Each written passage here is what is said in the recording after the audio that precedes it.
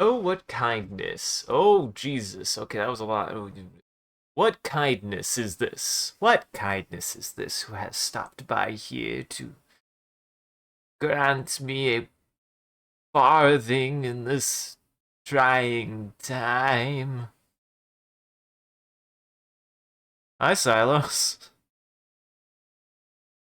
Hello, everybody. Sorry I didn't do this last week. I was I'm noticing a trend right now for me. Usually about today is the day that I have to judge whether or not I have the mental capacity to do a stream. So do not be surprised if Wednesdays become a bit of a soft off day. If I suddenly don't stream some Wednesdays, it's because Monday and Tuesday really got my ass. But to be fair, I end up actually have been doing a lot more between the Monday and Tuesday than I've ever done before.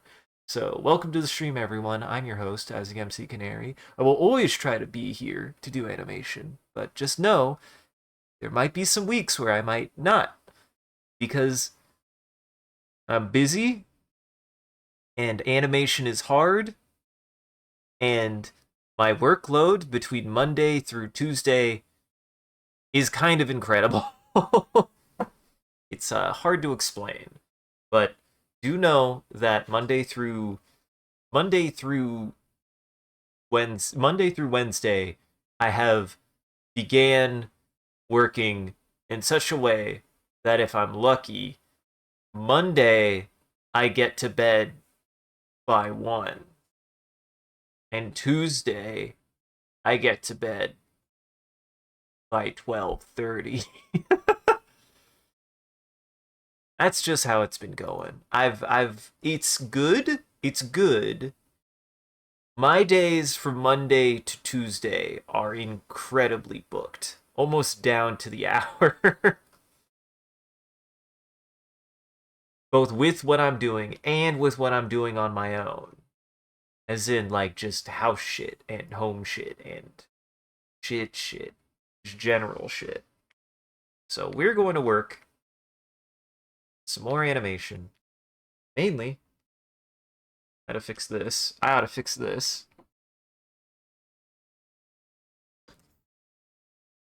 Use some of what I learned from my experience with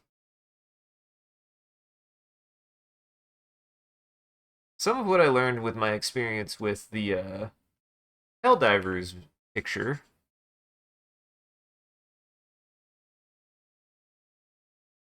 to just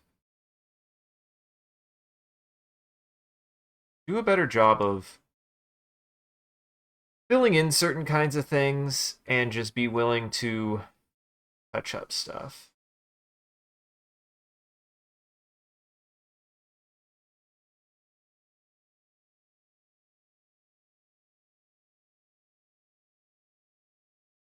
Because one of the things I have learned that I need to do more in general with animation, with drawing, is that when I'm working in a lot of vector work, like this, because this is vector work, this is still vector work, technically. I need to be willing to, like, redraw certain kinds of things. And I need to be willing to, like, build up on certain kinds of things.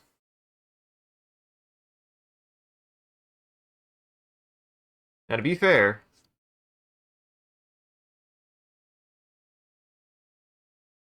I just have kind of a bad habit, anyways,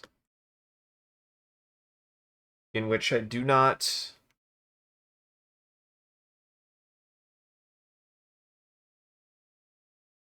In which I've been needing to learn how to do that, essentially. I've been needing to learn and practice better how to do a certain kind of line work that I do know I can do and should do and just was getting lazy about. If you're wondering what I mean by that, I will show you an example very shortly. One of the things that I sometimes have a bad habit of doing is if I want to say my hand right? I'm gonna draw a hand. I do it all in one stroke. Look at things that are wrong here. This part went too far over. This part didn't connect.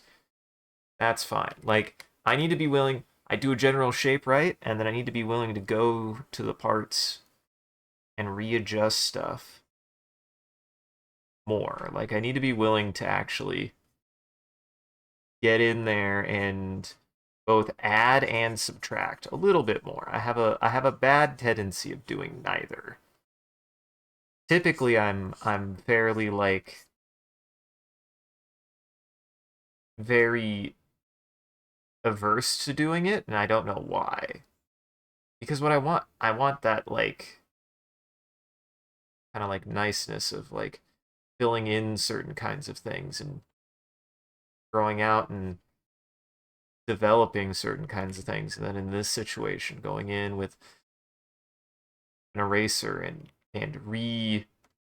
redrawing certain kinds of elements. So that way you have a little bit more variance in shape and whatnot. And it goes both ways. And I have a bad habit of like when I erase, like if I'm not careful, I get like weird artifacts, I feel like if I'm not careful. That's something I want to be better about, is like actually developing that stuff. Once. I'm good. Thank you though. Boy, that looks really good. You fried this rice? Did the shrimp fry this rice? Shrimp fried the rice. No, I did a lot of it. I did butter in it. Ooh. Thank you. Mmm. I have shrimp. I have shrimp fried rice. Yay.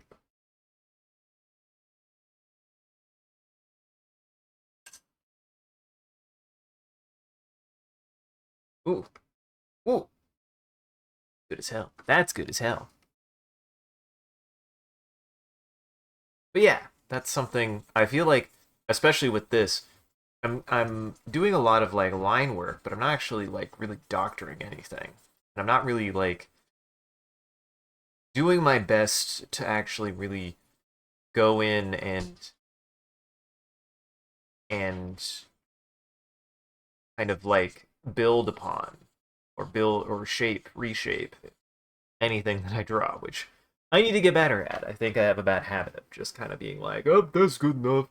Like, see all these artifacts and stuff? Like, really, I should be going in and like actually fixing them. Who has time for that, though?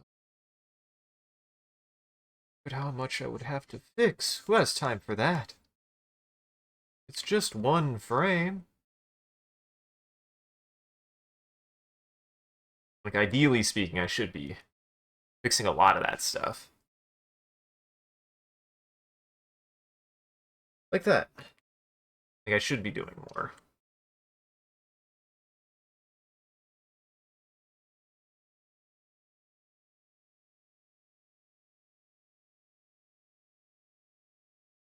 Actually, yeah, I want to make a keyframe.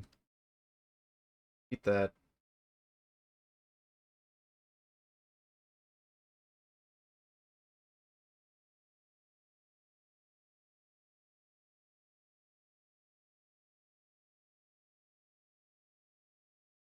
And I want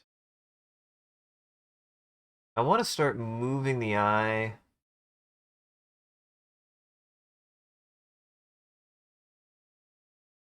slightly this way.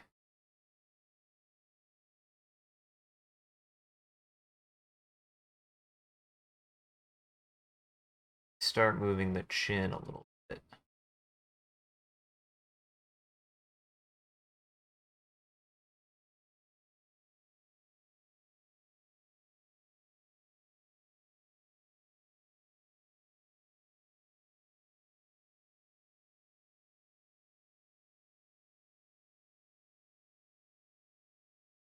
Just seems to be imperceptible at the moment that it's moved. Everything is just slightly right.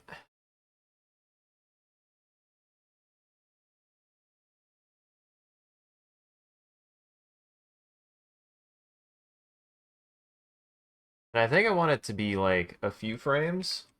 I think I want it to be a few frames.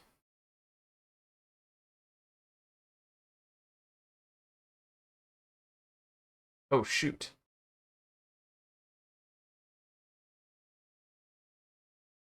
Yeah, actually, we're drawing ahead from here because that was the last frame that I worked on, so we'll see. I might need to do a frame to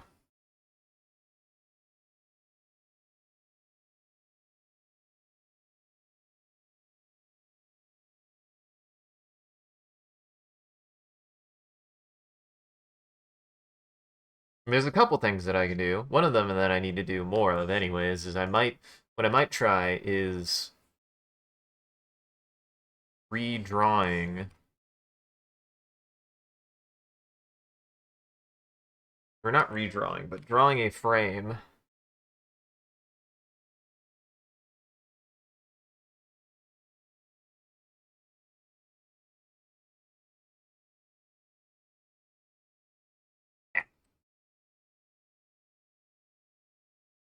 I want to try drawing a frame in which maybe I do like a couple of the keyframes and then we do frame to frame.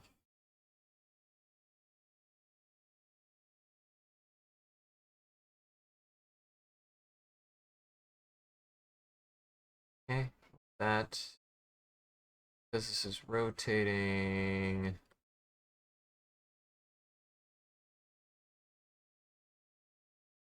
Want it to be just a little bit of rotation.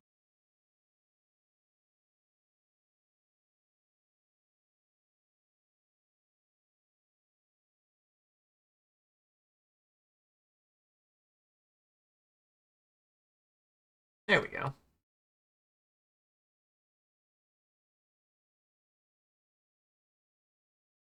And thank you again, Silos. It is much appreciated. Yes, yes, yes.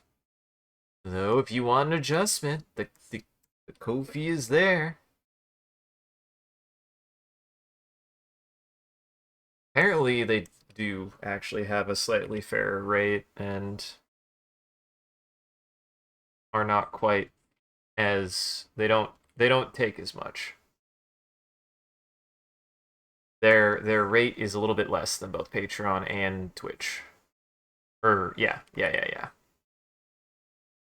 But you have to also pay me through PayPal, which I have mixed feelings on, but I actually ultimately do not care, actually. I have a PayPal. I'm reminded of the existence of my PayPal every now and then, and I'm like, oh yeah, I have one of those.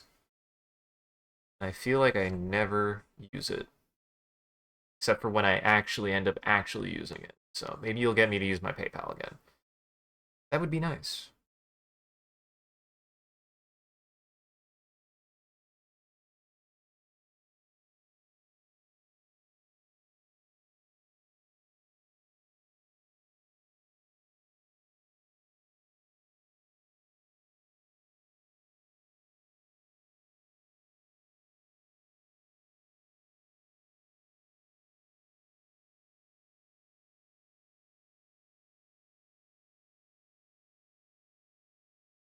Have to do what's there. Can't not draw what's there. But I will say I'm getting much more consistent at making these lines. That I'm noticing, at least with today.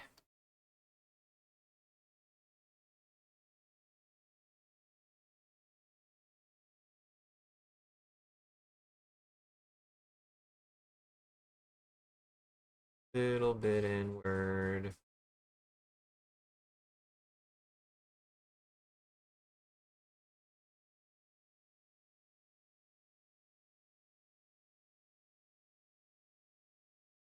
Trying to decide exactly where I want to put this.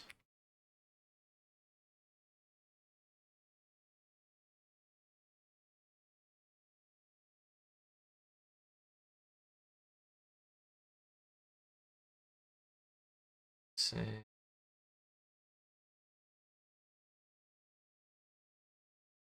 that. and we just have to erase this out. And like I said, this is something I want to prevent those artifacts a little bit better. That kind of stuff just helps.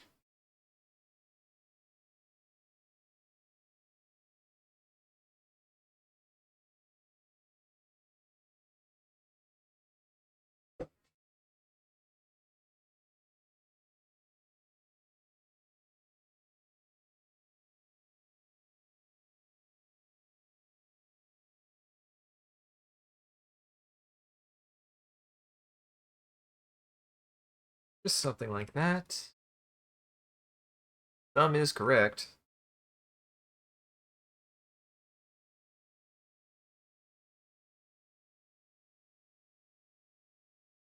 Oh god, it changes size.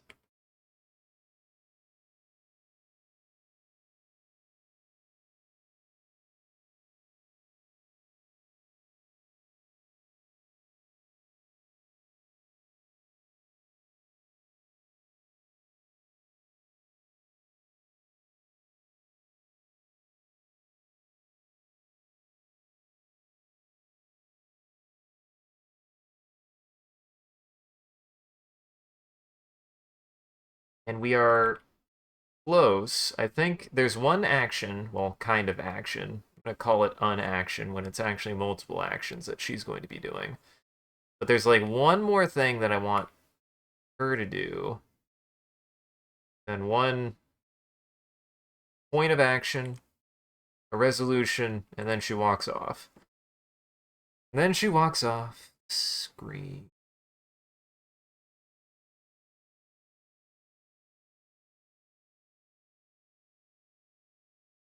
That's better. It's mainly just that it changed size for me. That was bugging me.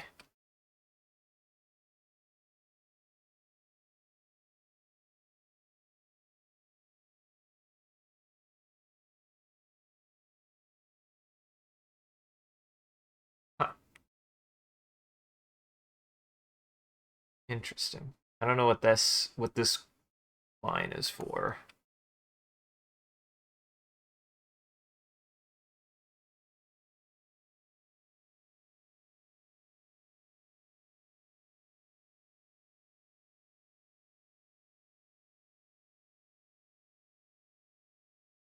There we go. Just have to make a circle. 800,000 times.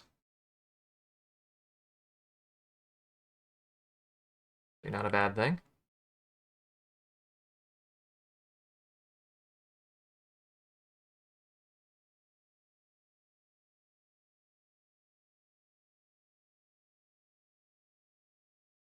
Having a slight imperceptible motion in the head like that would be good.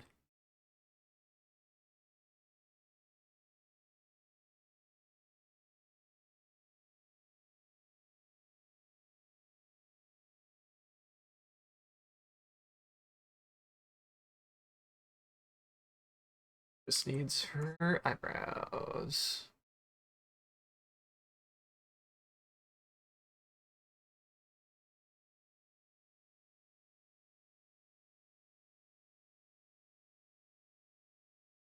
And I gotta make sure I actually follow the reference. Because one of the things sometimes I get a little bit hung up on, I feel like, is either paying too close attention or not enough.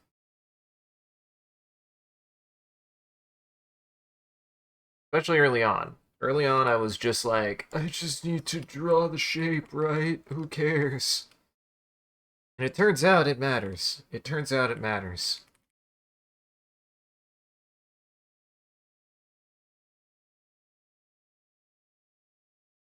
Turns out it does matter. Here's what we gotta do. I gotta draw where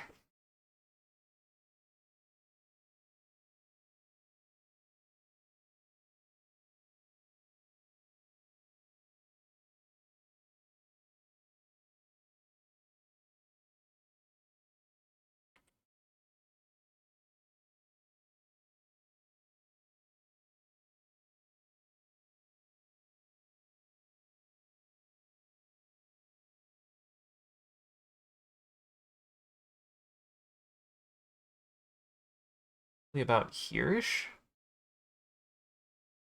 is what I'm guessing.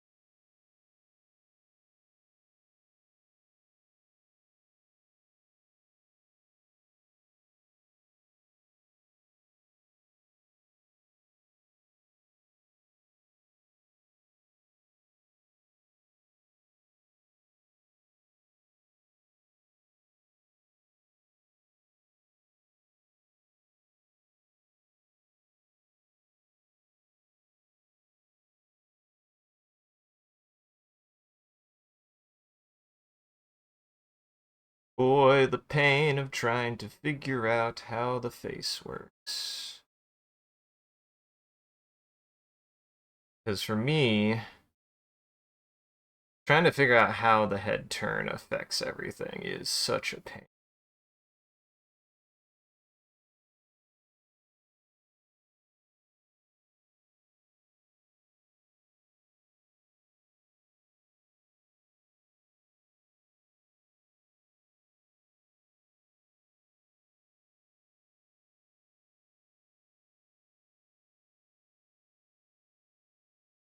Let me see, because I need to see.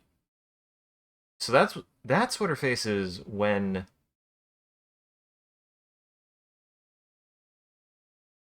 like, there is a point I can get her to where she had a face looking at the screen.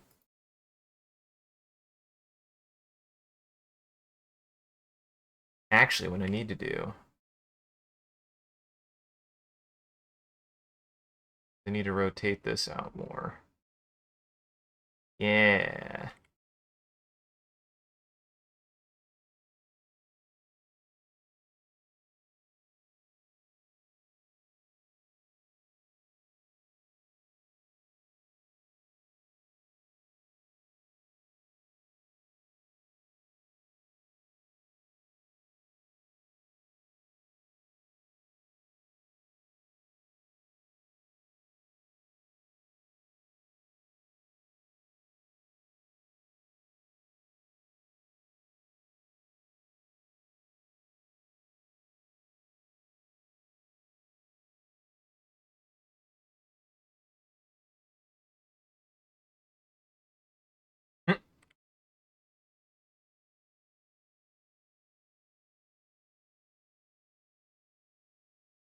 Isn't this just the isn't this just the hard part?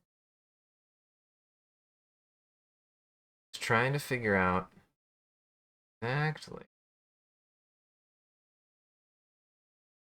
how to get a specific look,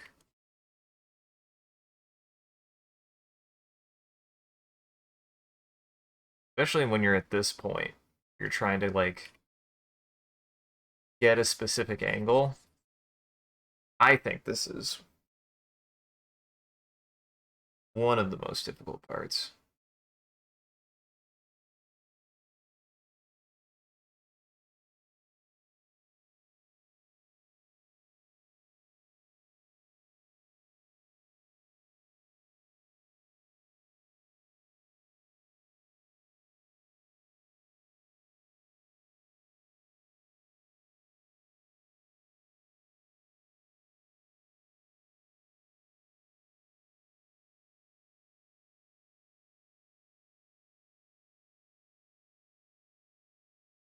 What's funny is I almost need to do the hair first here because it will give me a better guiding point for some of this, I think.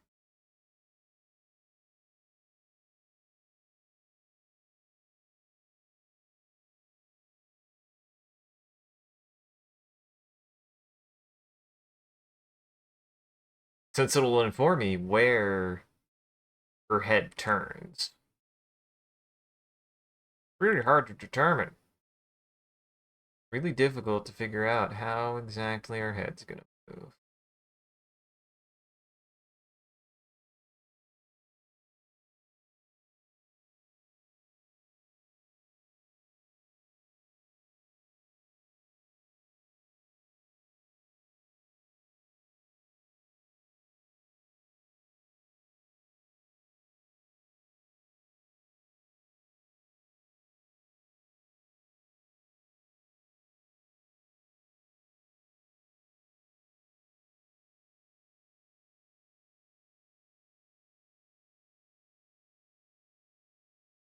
Still got to keep this the right angle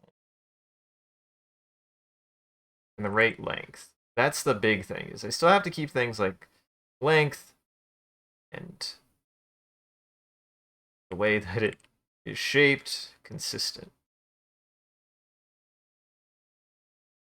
This is the hard part for me, I feel like.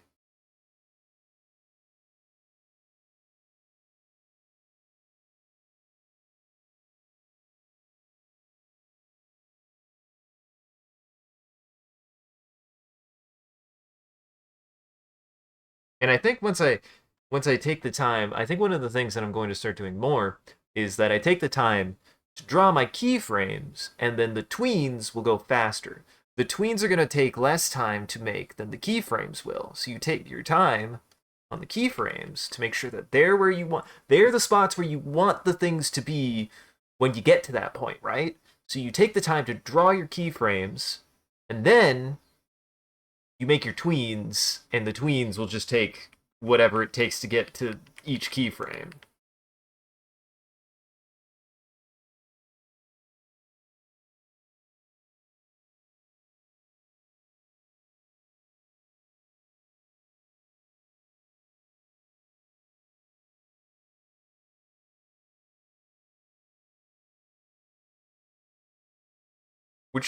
Which should take significantly less time than anything else. I would think. I would hope.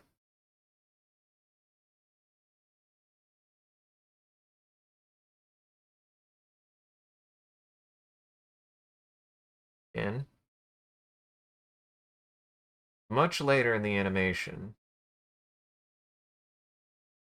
So it's okay to have it be whatever pose I want it to be in. Because right now, this is not going to be reflecting what the actual position is going to be. In fact, need to actually separate that for a second. Then we're going to move this, hopefully. Nice. I want it to be more like right.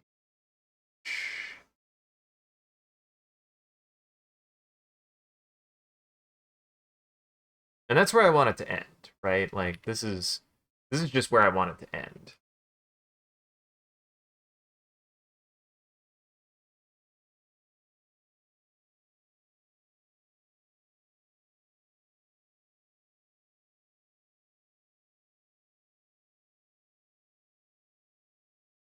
And look at that. I already feel like I've gone so much faster than before.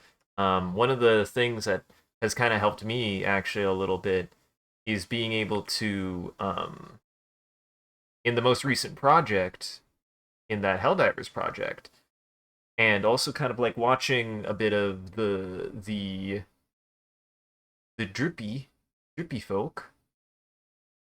Drawfee's great.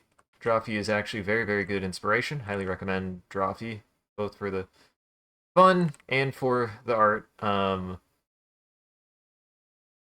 was watching, I almost said believe it or not. Actually, no, that seems mean. Nathan is great, is what you need to know, because Nathan does very, very good vector art. Nathan does incredibly good vector art. I feel like he has a really good handle on graphic fidelity a lot.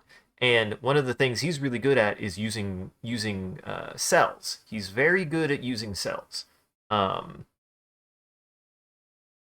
and one of the things that I saw him do in one of the most recent pieces where he was rendering something out, he I really got an understanding and an idea of something that I feel like I knew but hadn't experimented with yet, which is just using a color to build up a shape, or build up a size, or build something up, and then using other colors and the eraser to to manipulate the shape around it until it's just the right shape that you want, the right shading, all of that kind of stuff, which will be super important as time goes on, especially with the animation element, I think.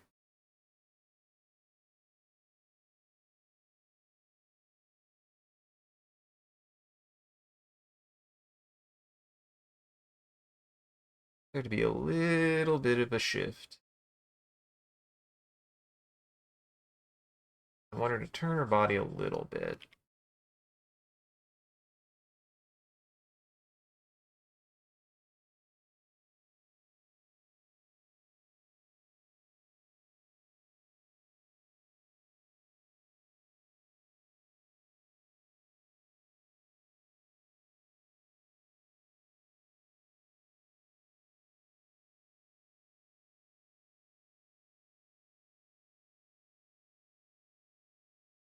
Maybe like that?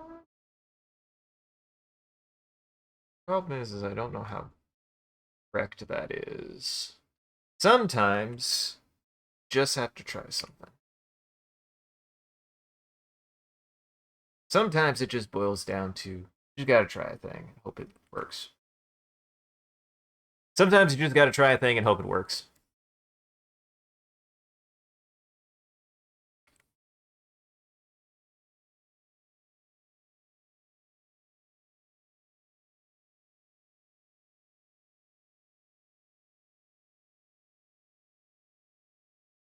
Try a thing and hope it works is probably should be the title of a book that I write, because that is a pretty good summary of how I go about most decision making. Is it's just me trying something and hoping it works.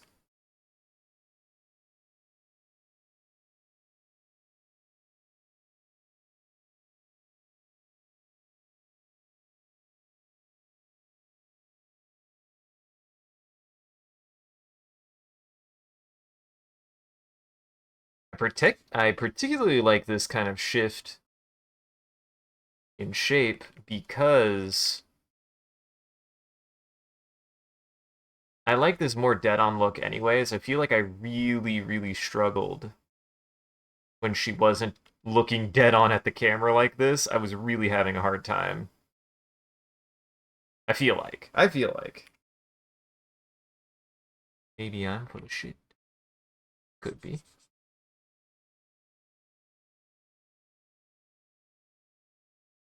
Try that. More about that size.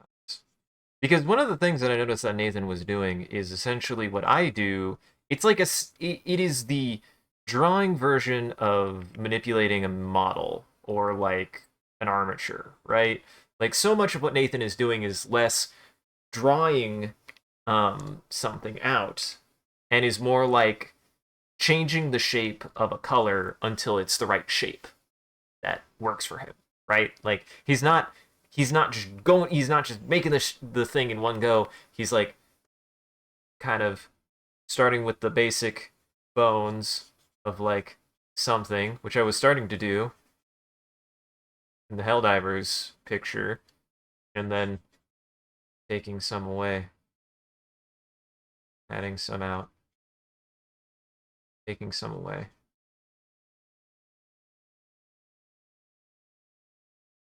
adding some.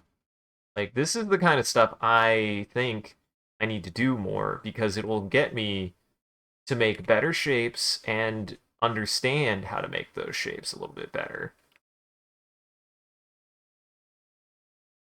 Like that's something I in particular feel like I need to do a little bit more, which I actually think I used to do more of, then kind of fell out of practice with it. I remember doing stuff like something like this at one point and then was like, why did I ever stop? I did find it very laborious and very time consuming, but that's not an excuse. So yeah, he really reminded me of the like kind of almost the sculptor kind of style that actually I had been employing for a long time. Like kind of more sculptorly work in my art is something that I both learned and kind of understood a little bit is that you want to be like sculpting yourself to a shape that you like and not just trying to do the shape in one or two goes. Like you have to really work and build it in there sometimes if you're gonna get like weird, especially like weird divity shapes like this. Like you have to be willing to go in there and like take away, and then you have to add some if you like say wanted to go out more that way and this way. Like you actually have to get in there a lot. And you start like seeing like where like parts kind of break apart a little bit more and parts break in a little bit more, like stuff like that. Like that kind of like sculpting and crafting of a shape is something that I, in particular, am very bad about. That I just want to do the line. I just want to do the line in one go. That's something I want to do. Is I want to do the line in one go, but I can't. Hard, difficult.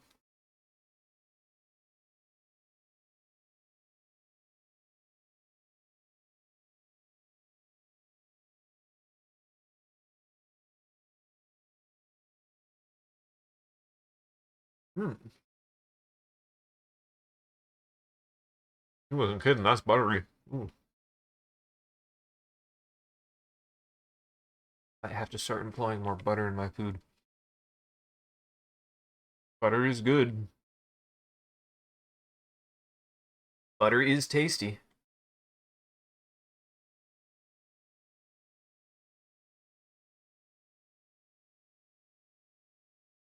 Yeah. The idea is not that I'm.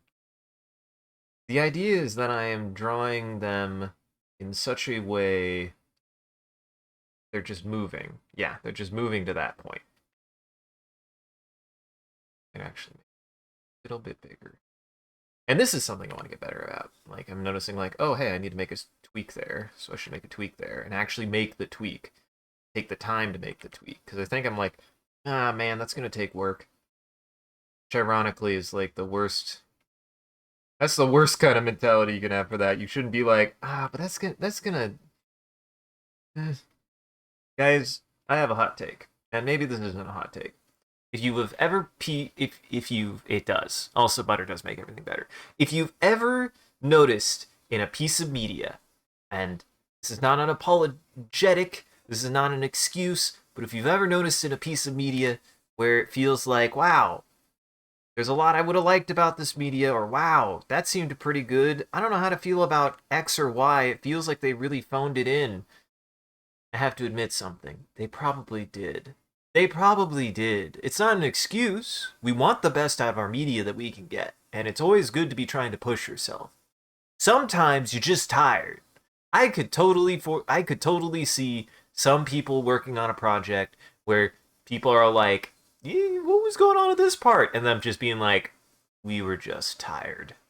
We didn't have money, we didn't have time, and we were exhausted. Fair enough. I would say, if anything, the goal of a piece of media is to minimize that as much as possible and to maximize the amount of good you can get out of a piece of media you make.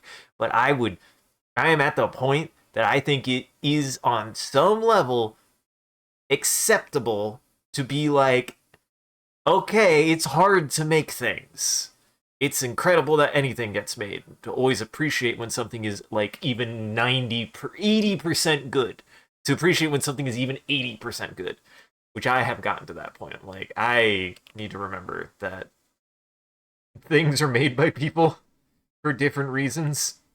On top of that, some things are made because sometimes the incentive is as simple as need to make rent. Sometimes people do things because they just need a paycheck.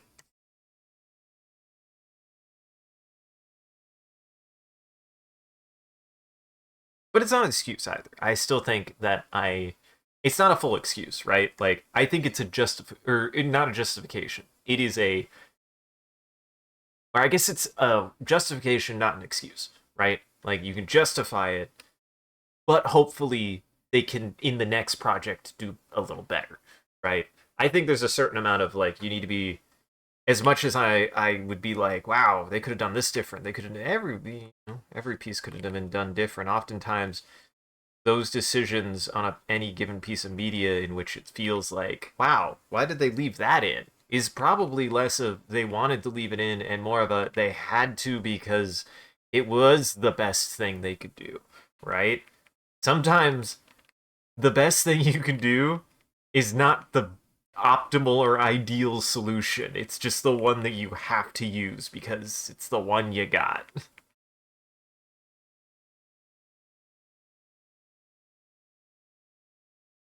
Do here. I don't get it confused.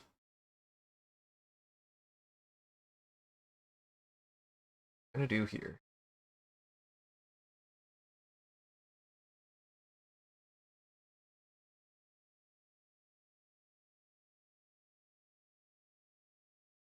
What I need. So mostly the same.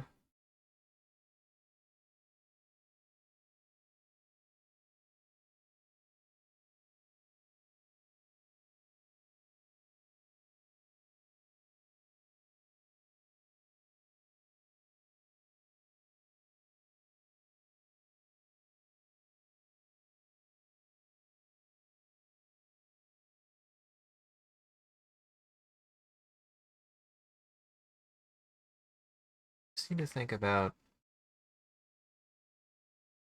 where certain things.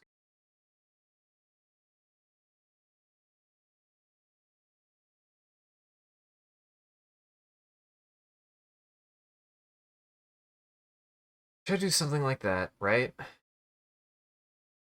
What I need now.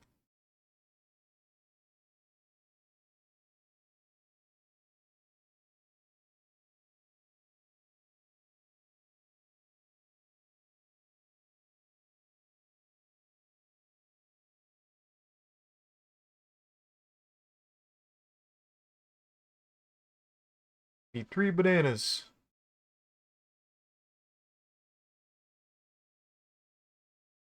I need to decide how I want her bananas to look is the problem. Don't take that out of context.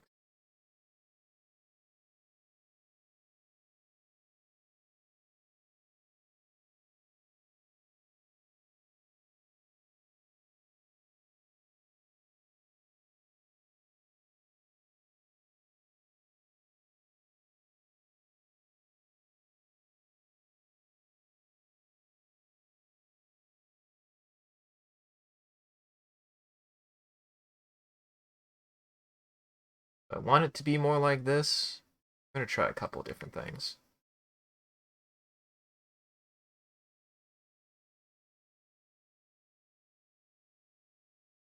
This would be the easiest. This would be the easiest solution, I feel like, for this, but I don't want the easiest solution is the thing, because I'm ambitious. I don't necessarily want the easiest solution as I have ambitions.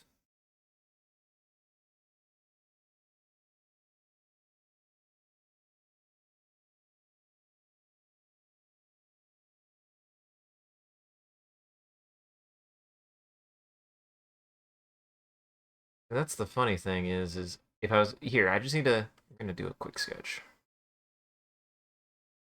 If I was to do this hand this way, we have the thumb here. The thumb, at least the way that I do this kind of I do a velociraptor hand. That's how I do this kind of hand whenever I draw like whenever I do this kind of hand signal. I do a velociraptor hand personally. So you have that, right? And then my pinky actually goes behind that.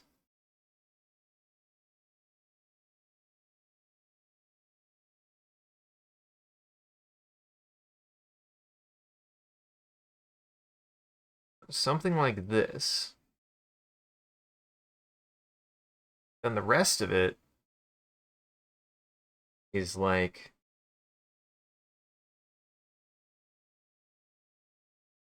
pretty straightforward, actually.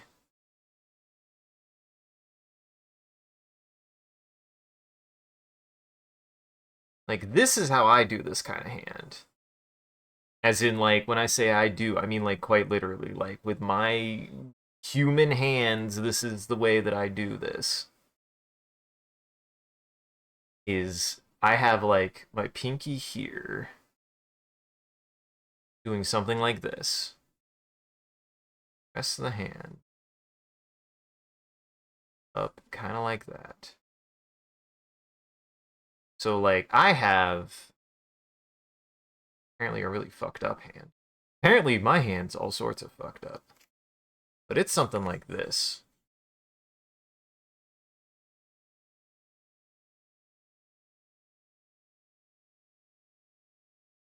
It's similar to this. I feel like I definitely need to workshop this a little bit, but this is what I do whenever I do like 3.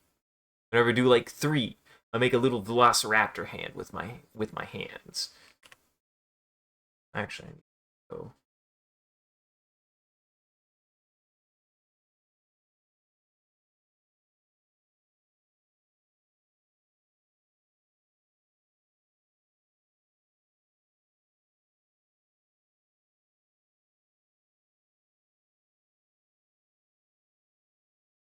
Boy, this is hard to draw.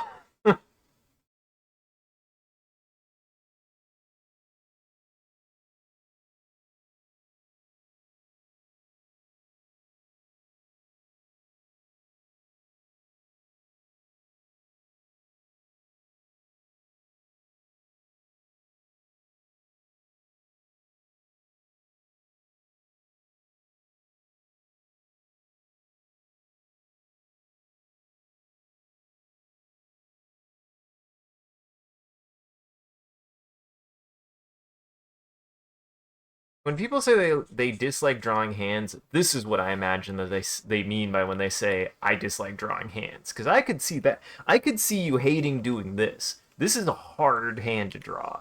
I personally like the challenge, but I also understand that it's hard. This is hard.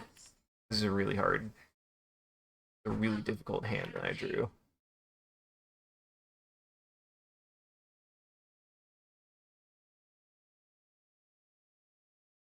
But yeah, I do the thumb over the pinky. That's what I do whenever I do.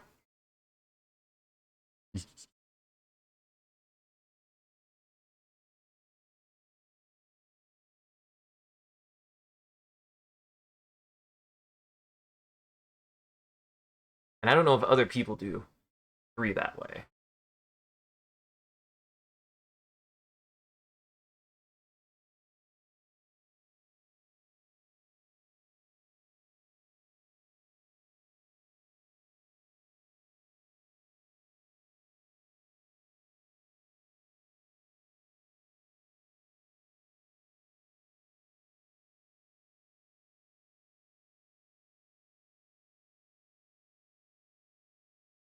Guess you could also do.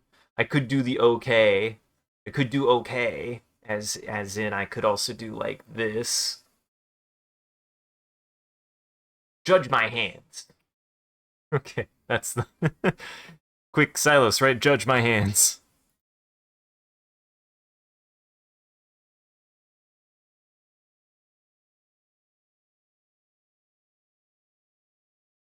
So we've got. I feel like we got the traditional. This is what I like to call the Velociraptor hands.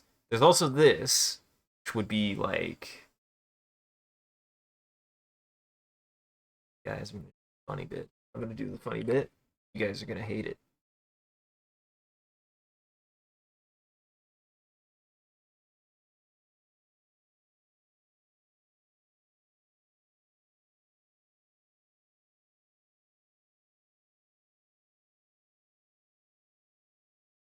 Guys, I'm gonna get you with the classic one. Guys, I'm gonna hit you with the classic one.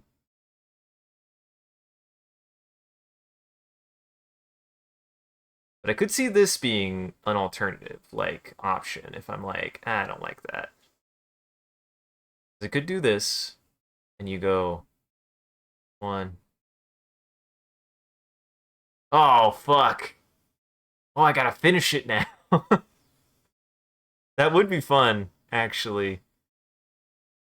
Sorry, I had thoughts, but I don't know if she would do that. Listen, I don't know if she's that crass. It'd be like this. This one would be more like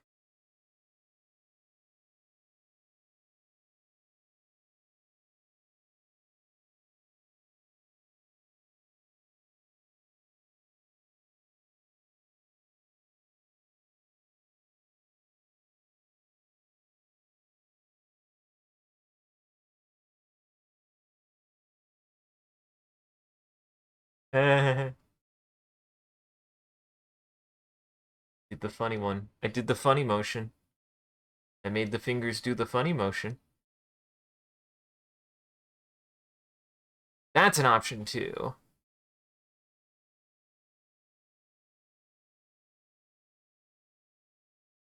Maybe, if I don't fuck this part up.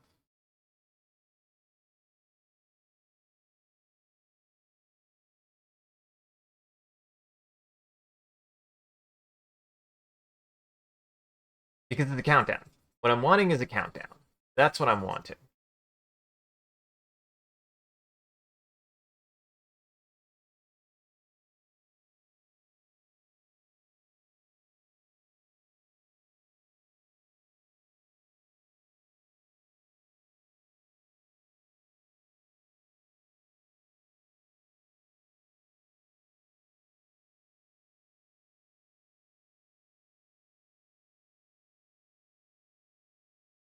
Something like this. Yeah, these are the two options I've come up with. What do you guys think? Left or right? Because I could do this one going, you know, 3,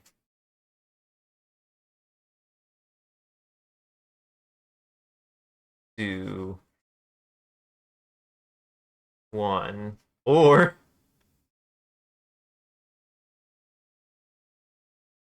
no, this is not possible. This, as funny as it would be, this one is not. This one's not quite as. This one's not quite as possible because you run into something like this, where I go like,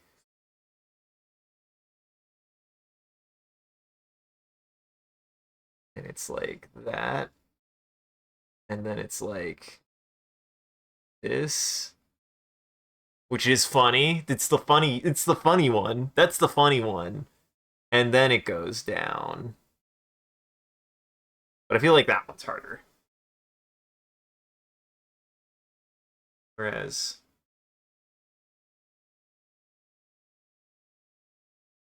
yeah, this one is easier to like actually physically do with your hands. Like, imagine doing this with your hands. Like, hold your hands the way that I have them drawn right now, right? They make sense, right? You've got the traditional velociraptor hands where you've got your thumb tucked over your pinky. Counting down from that is very, very easy. Your fingers just go up and down. Like, you don't, that's actually very, very easy. While the alternative, while being more dynamic, you were count down 1, that hurts my hand, and that kind of hurts my hand, but it does make the funny. And yeah, the only way it would work is actually still not great, and you lose the funny finger.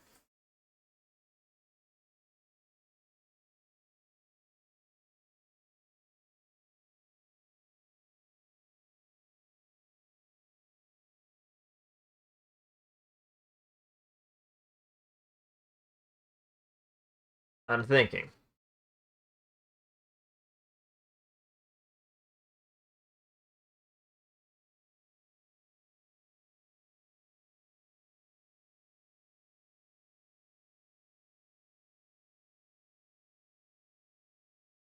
I think the open palm one with the funny circle finger was easier to draw and looks slightly better. I think the normal hand, I'm gonna call it the normal hand, the like thin hand. Is that really how Germans count? The American one. I mean, I have an American audience. Well, I have an audience everywhere. It's surprising. Some of you 4 a.m. freaks, I appreciate you. I only call you freaks because you should go to bed, not because you're in trouble or anything. You just need to go to bed. Not gonna be mean. You could stay up and watch me as long as you want. It's just weird. Go to bed.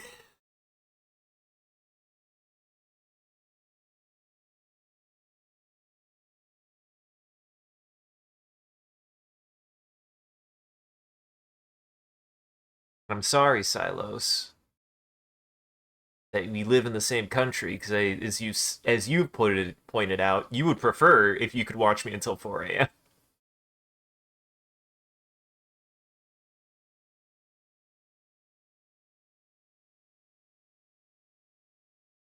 Hmm.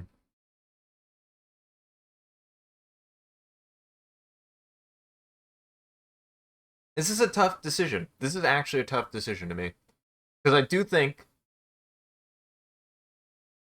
it would be very mean to use the German counting because it's not American. I'm very I'm not like I'm not anti-American. Um, I just have a habit of being like, if it's not from America, I think it's charming and cool, including the Germans sometimes. I knew two German students in college who were really cool guys. Actually, I really enjoyed. We lived at the same place, and they were cool. I've always wanted to visit Germany. I think I would really enjoy visiting Germany, actually.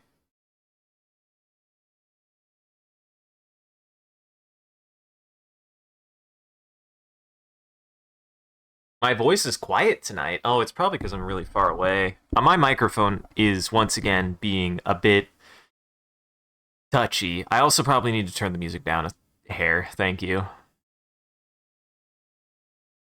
I need to know these things. Inform me, and I will improve the volume quality of the stream immediately, so that way people can actually hear me. Even though I have been criticized that oftentimes I will make an edit too quiet or make the music too loud in an edit, and in reality, it's because I want people to hear the music and not my voice.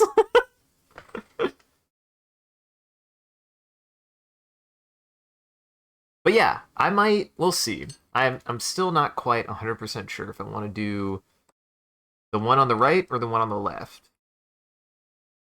I feel like I said, the one on the left is easier to draw. I think that's the easier one to draw. I think this one is easier, and it's different. Like like you said, that's like kind of the more American way to do the thing.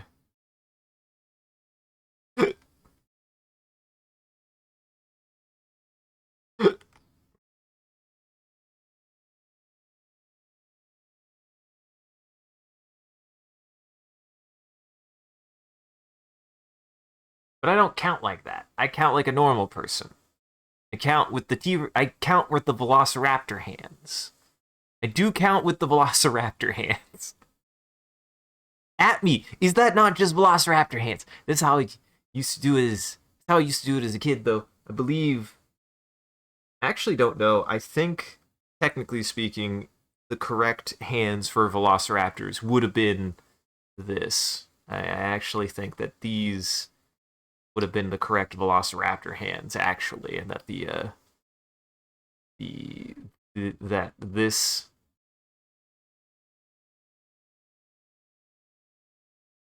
kind of function. Sorry, now I'm drawing Velociraptor.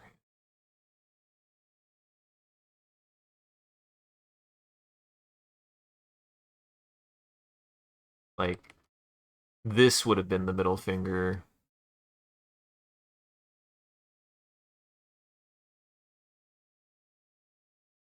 Like that this would have been more like Velociraptor hands IRL. I've heard this.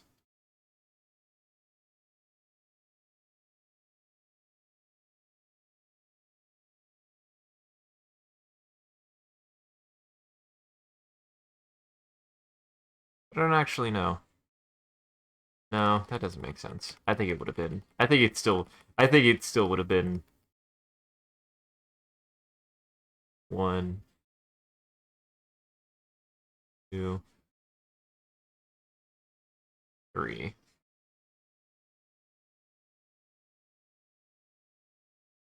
Like this is more accurate to Velociraptor hands. I think that's more accurate. So yeah, it's gotta be. It's gotta be. If they would have had a thumb, a pinky.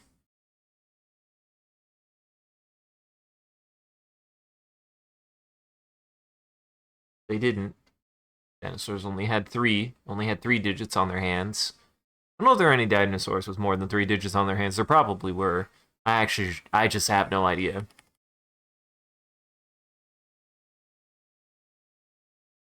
I haven't done that kind of research.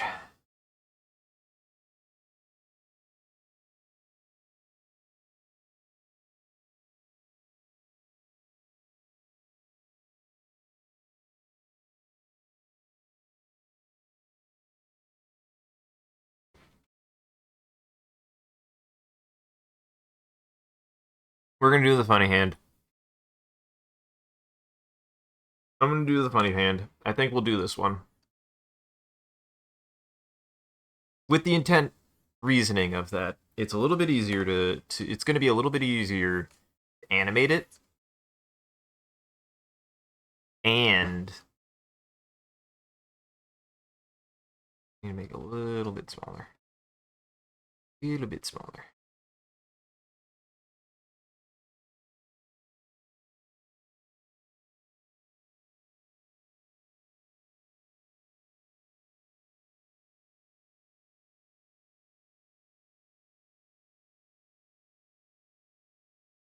Oops.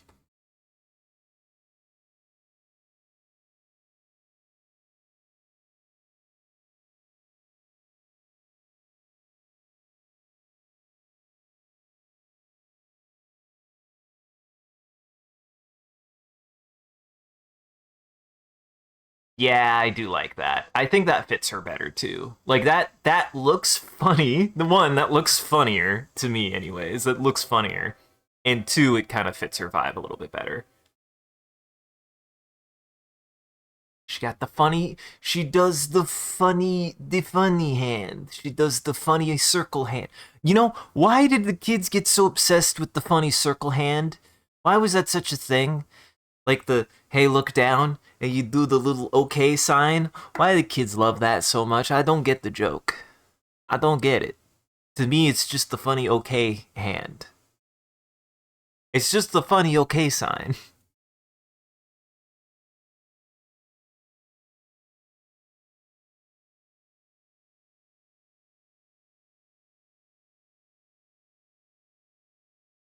And what we want to do, actually.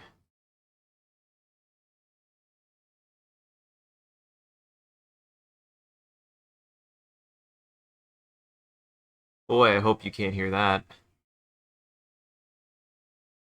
Train! Oh, you can hear train. It's really loud. That's why I was like, boy, I hope you can't hear that. Why, do you live on a train or something? Yeah.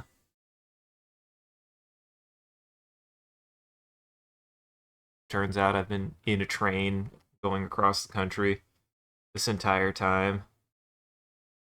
Oh, you got the internet. Wi-Fi. That's not how it works. I just have every single Wi-Fi point on every McDonald's they go past. But that wouldn't even work that way.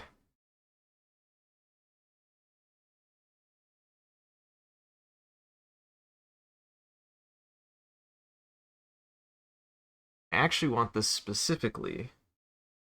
I want this specifically to be a little bit lowered. To show that again, like when you move one part of your body, other parts move too.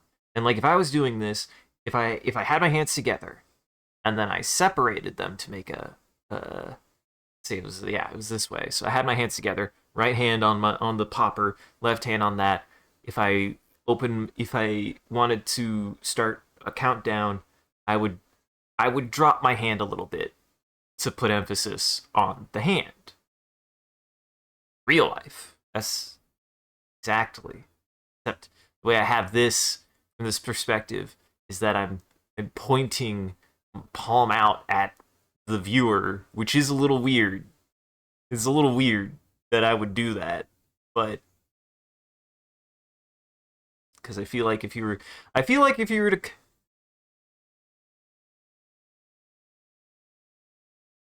Mm.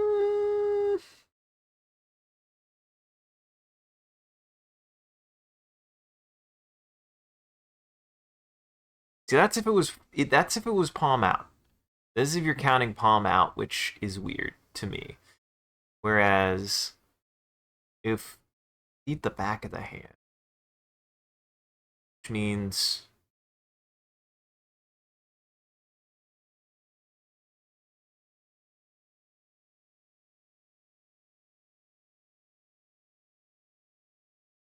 sorry, I'm processing something. Because, like, ironically,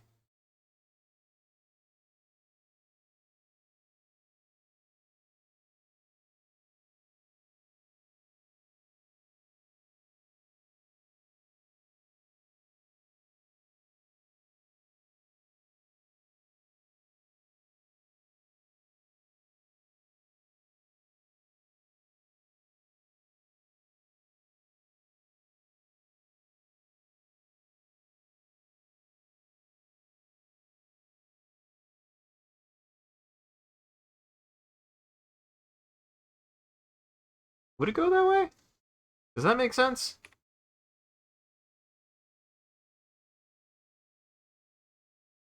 Yeah, that makes sense to me.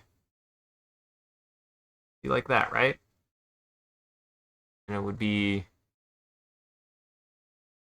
See, it would start. There's no way. If I was to do it that way, I have to. You have to curl. You have to curl. Yeah, this. How the Germans? How do you count like this? Germans, how do you use your hands like this? This seems wrong.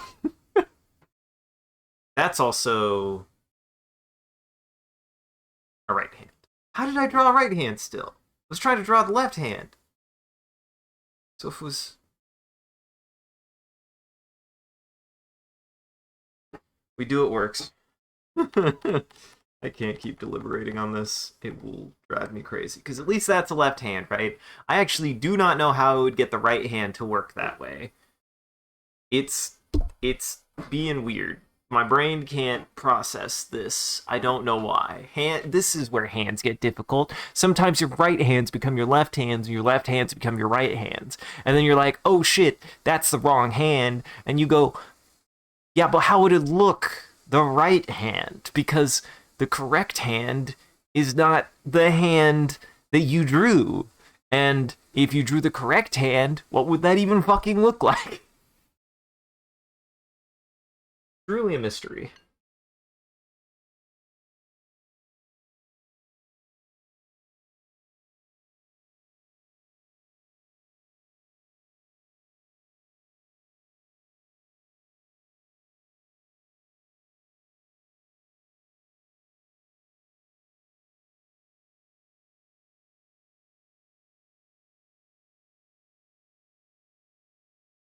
I'm like, how do you do two on this? How do you do how do you do this? This shape I have here, I literally have to hold down my pinky with my other hand. Oh, that hurt my hand.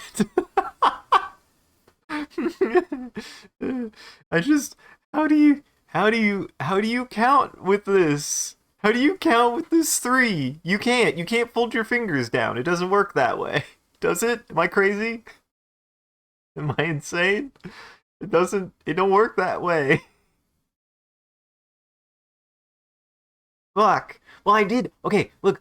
You do three. You hold up three. You have your index finger and your thumb, right? You do the funny okay sign, and then you bend the pinky down, and it points straight at you. That kind of works.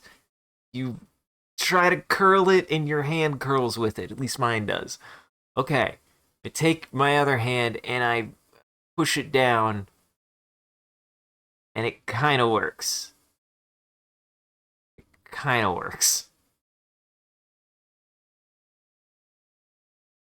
The pinky is the first and last finger to change. So pinky is one, ring is two, middle is three. So you go down from the middle finger, then the ring finger, then one. So okay. Because I was trying to do it pinky, but then you can't get the funny bird. Then you can't get the funny bird. I wanted the funny bird. I wanted her to make the funny bird.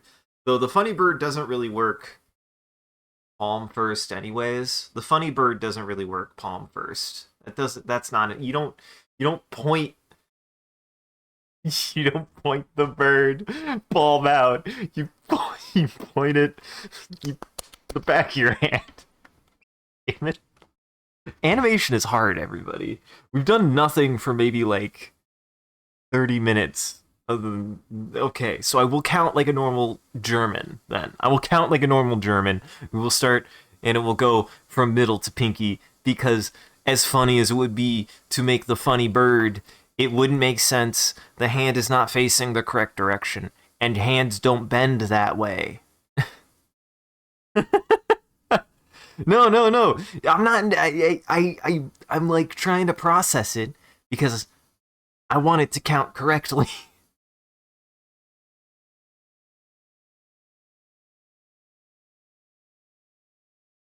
I thought this was amusing. Okay.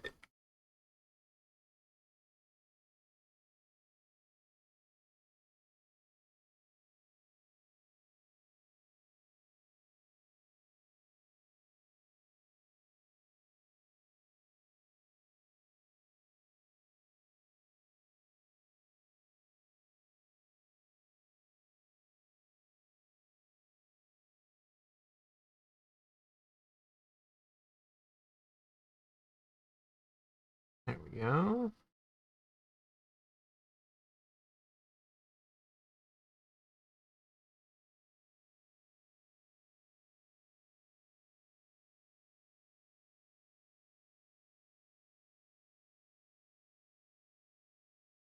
All that deliberation to come to the conclusion that, in fact, counting is hard. Counting is actually really tough.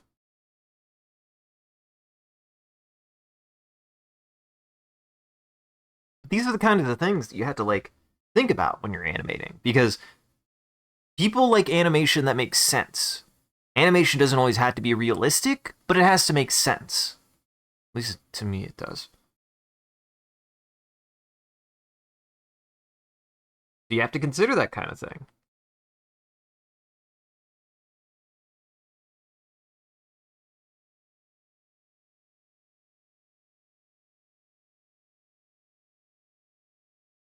Because when you do squashing and stretching, it looks better. Yes.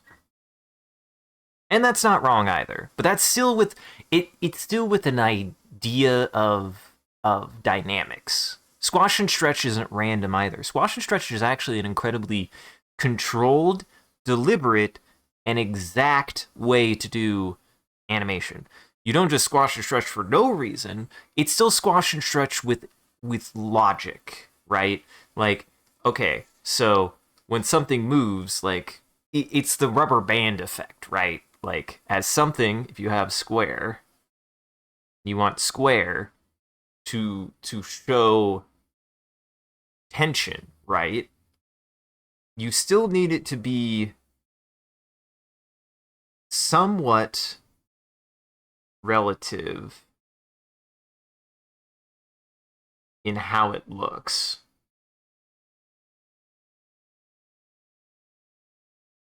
Like you want volume to still feel consistent.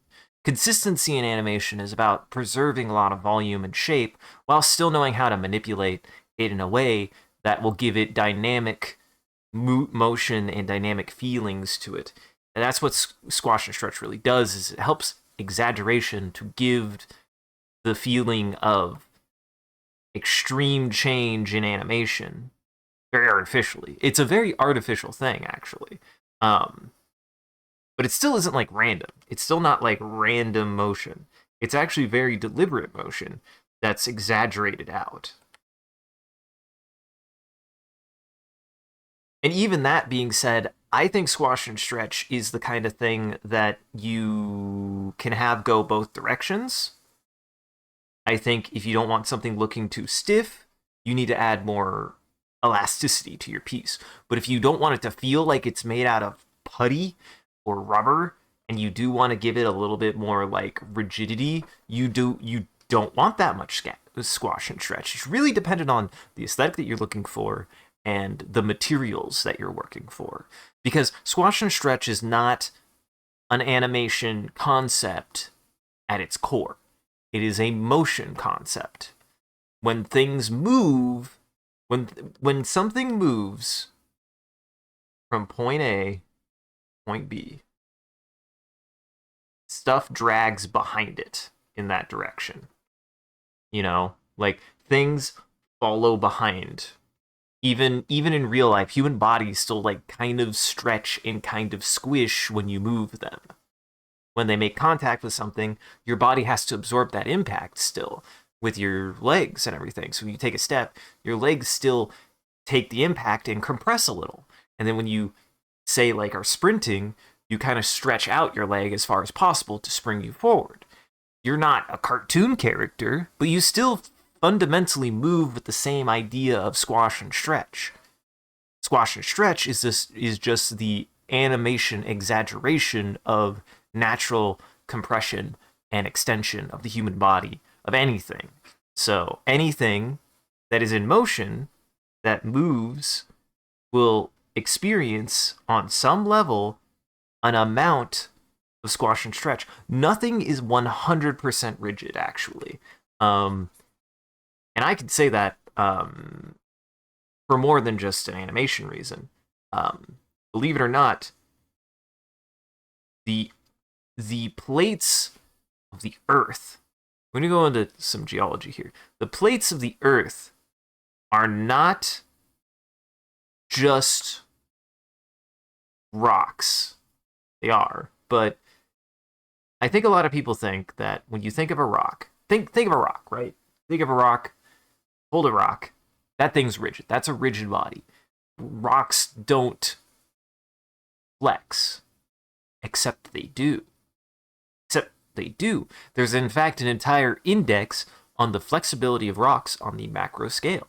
There are still brittle versus ductile rocks, but on a large enough scale, even rocks can experience forms of elasticity. And that's literally rocks. So, the concept of squash and stretch actually kind of goes out larger than just how exaggerated motion is. It actually is a fundamental understanding of the elasticity of objects as they move through space. That is what squash and stretch is. Squash and stretch is about understanding how motion has how forces work to work in opposition of each other, right? It's very physicsy, right? Like every action has a reaction kind of thing. Everything has an elasticity. It's how much elasticity. How much elasticity is in an object really gives you a sense of what kind of material it's made out of. Brittle things are more rigid and they fracture, then they break. Ductile things bend more. And it's that kind of like fragility versus ductility is a spectrum, right? Like you're not just made out of rubber or made out of glass. That can vary. That can vary from material to material, depending on the pressure of the material, the temperature of the material. All of those aspects can change.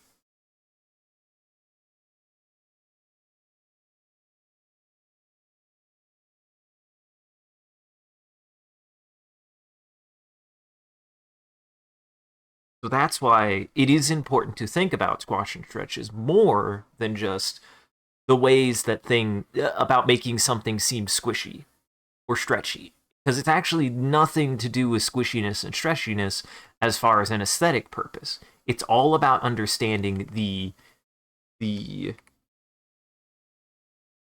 motility of a material. Squash and stretch is all about understanding how your material moves when it is moved, and what kind of forces that material how how that material responds to the forces it's been put under.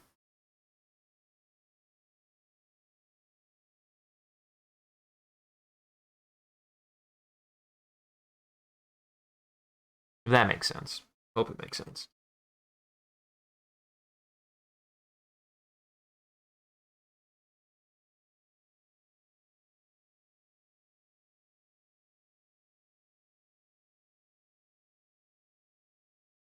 Now, do I want...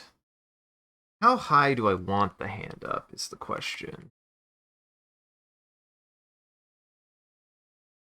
I kind of like the idea that I have the down, or I have the popper down a little bit, like about here, and that the hand, maybe the hand is like, right now I have it, that the hand is like, have her kind of like, yeah, that makes sense. Yeah, it makes some sense. It's not impossible to see where this would be. Yeah, that's not impossible.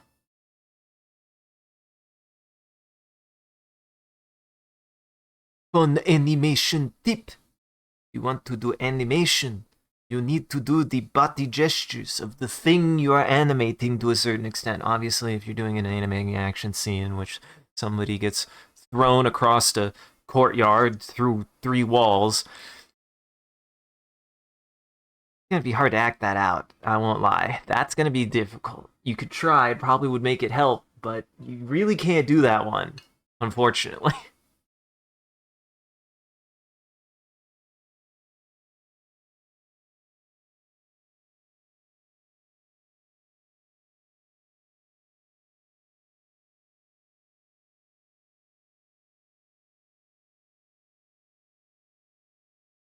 I might move this up a little bit.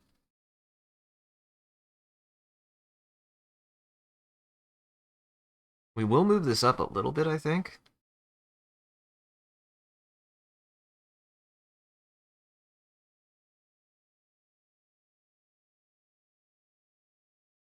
I do that every time.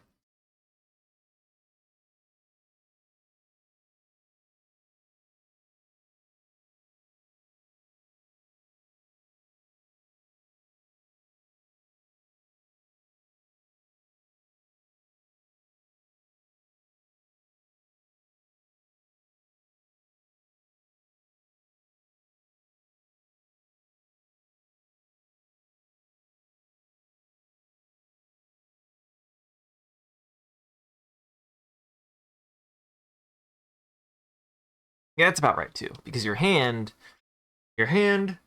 should have the palm go down. So like this, you probably can't hear me because I'm speaking through my hand right now. Um, you want the bottom of your palm to your chin. At least for me, mine goes from chin to my forehead. The middle finger goes to the middle of my forehead. That's how big my hand is compared to my face. Perfect. That's about right.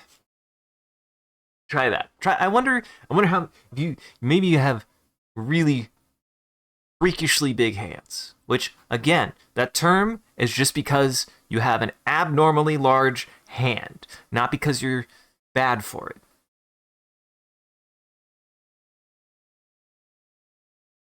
I mean, I would hope so. I did put. That's what I did. I did. Then you did the thing.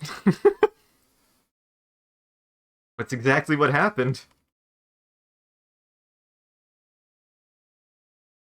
All right, we've got two. So see how I'm doing this now?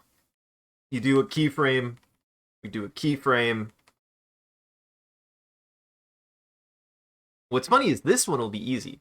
I could just do the keyframes for this one because like this right here is pretty simple, I feel like, right? Like you do the keyframes here,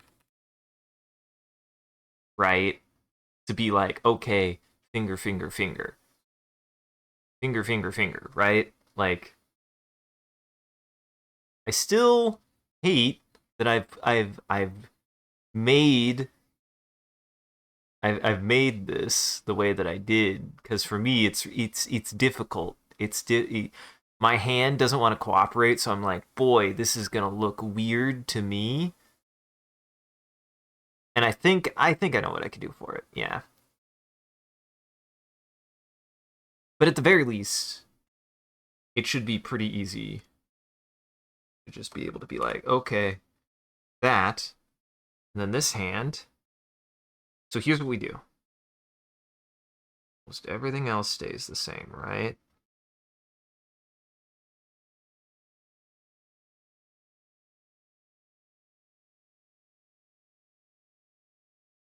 One goes down.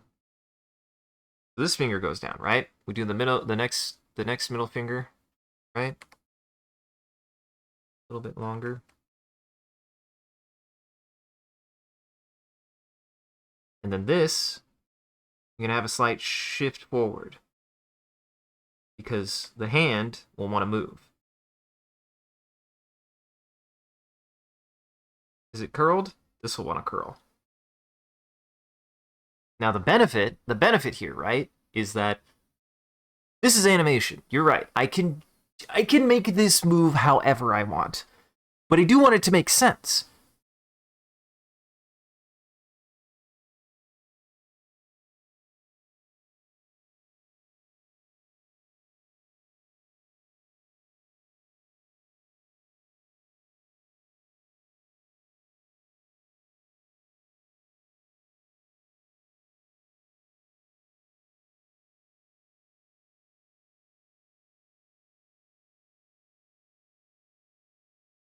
Yeah,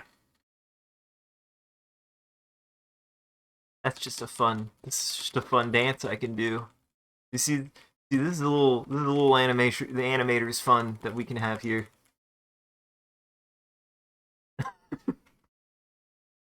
It works. It works.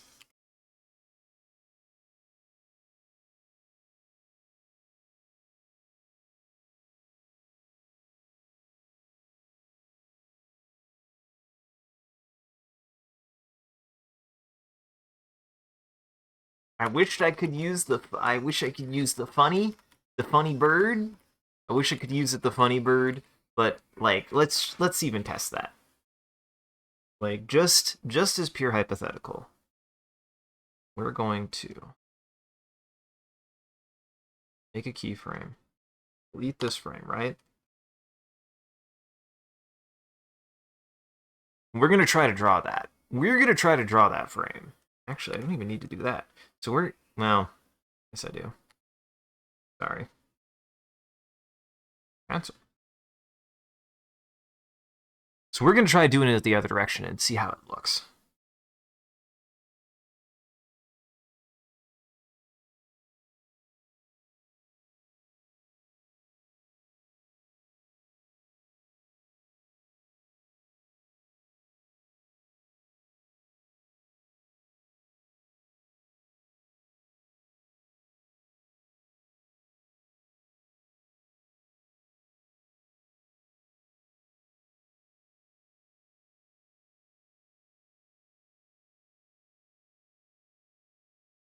Ain't awful.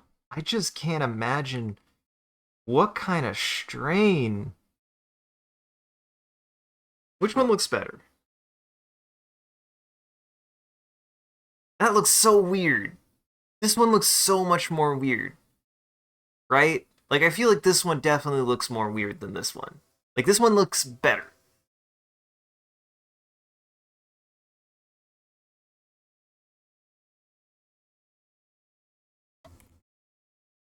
Yeah, this one makes more sense. This one makes more sense. This one, it's not impossible, but it looks.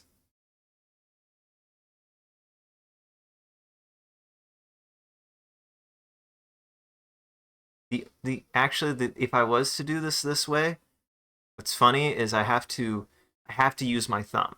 If I was to do it this way, the thumb should actually be all the way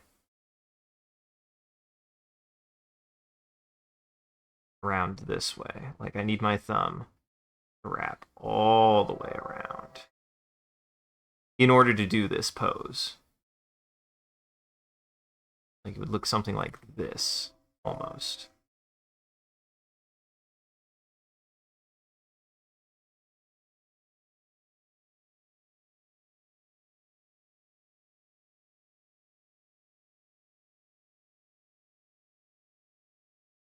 What do you think, guys?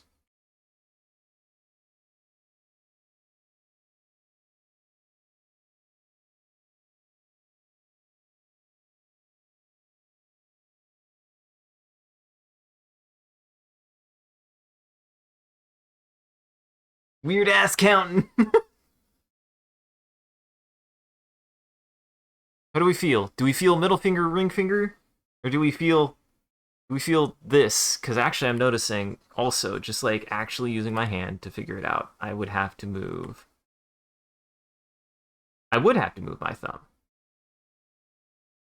Is what I'm learning, is you have to move your thumb to be able to do this properly either way. Like you actually have to. There's no way to. At least I don't think there's any way to.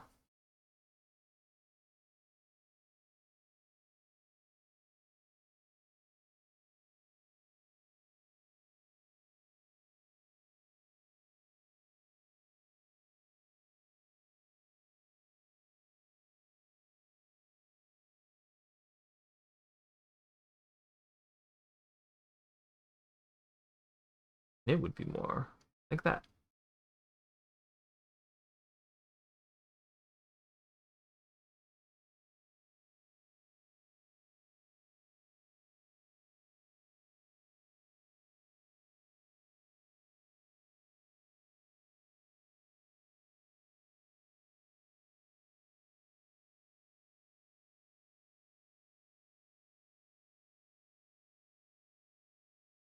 If we have this, we have this monstrosity right here. Would be more like this, I guess.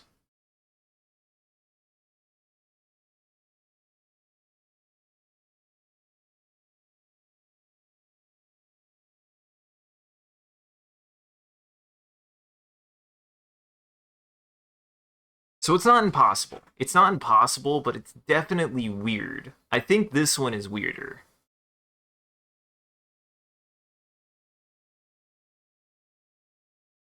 I like this little I like this little hand song and dance I have invented though. This is fun. This is fun.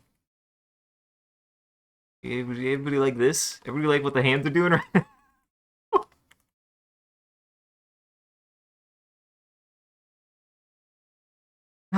Silos, any input? Anybody in chat? Any input? What do you think? What do you think?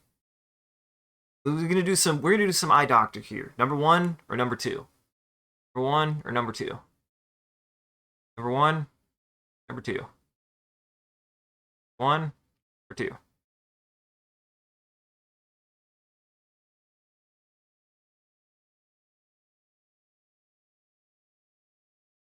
Number one, number two. Number one, number two. Number two. You think this way. So that way eventually you do get it down to the funny one. You think this way where we have it be like this. you get the you get the funny you get the funny one. Say this. Get the funny one.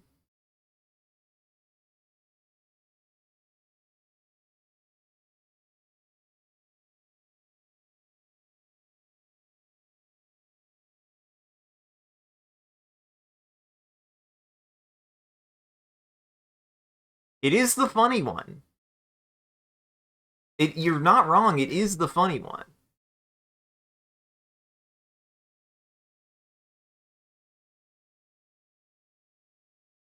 I think I got the shape mostly right.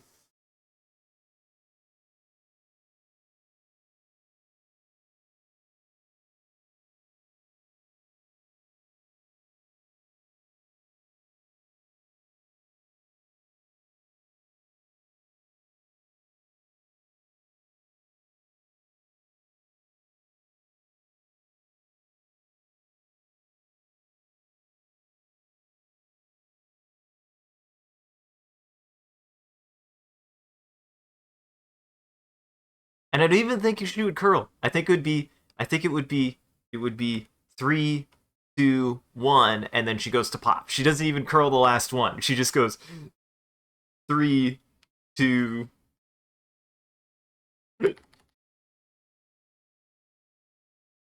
two, one. She goes three, two, one.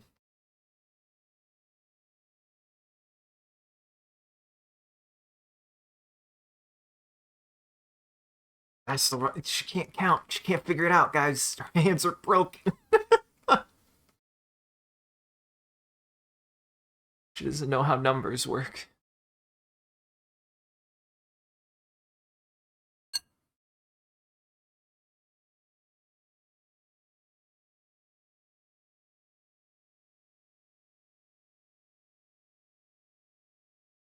This is why we do what we do.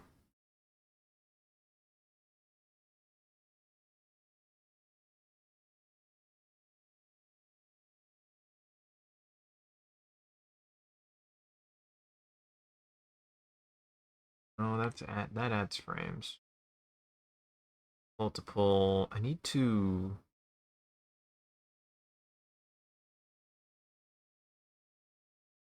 Clear keyframes. Insert.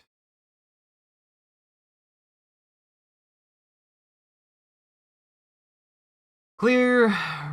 Move frames. Help. If.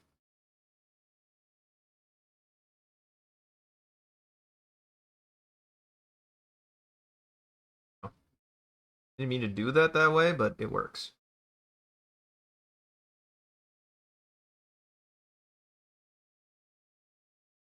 That's not what I meant to do, but it works. I put down my. Where is my writing?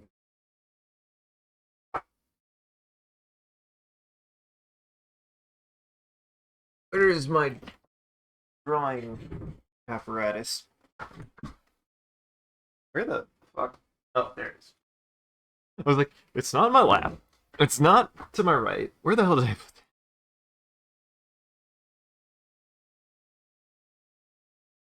We're just going to go straight from here, right? Like,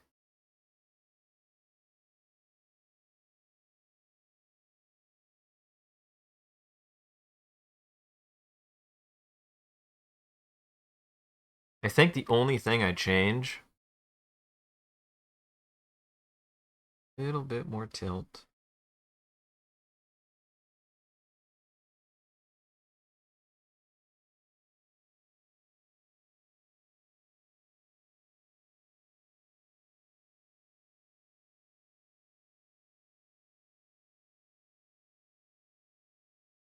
Change kind of where it's at.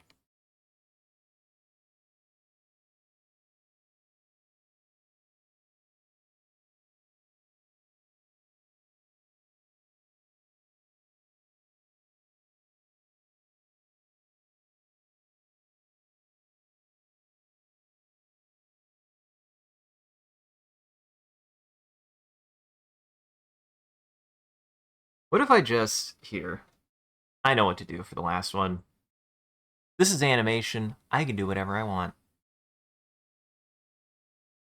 That's a bold statement to say as somebody who's done very little animation.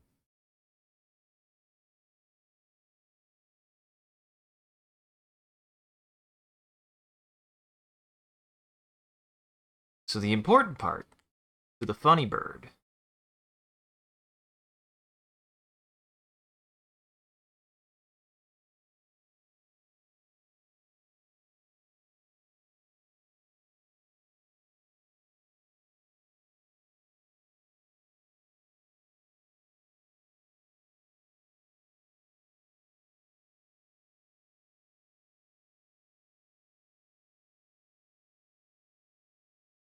On the outside.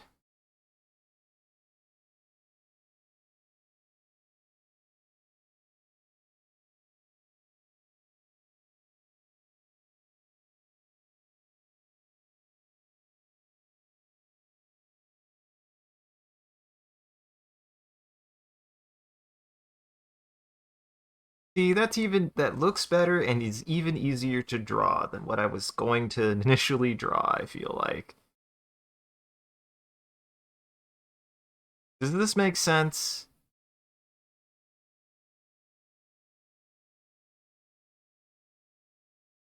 I think it does.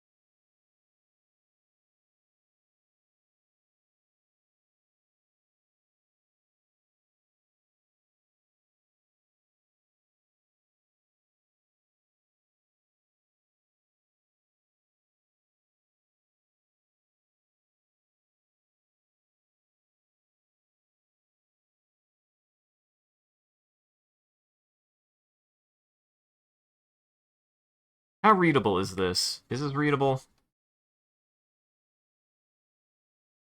How readable is that? Is that readable? Does this look like the dang thing? Does that look like the dang thing? I think it looks like the dang thing, but I don't actually know. Okay, that might look like the dang thing now. How's that feel? Yeah? Nah?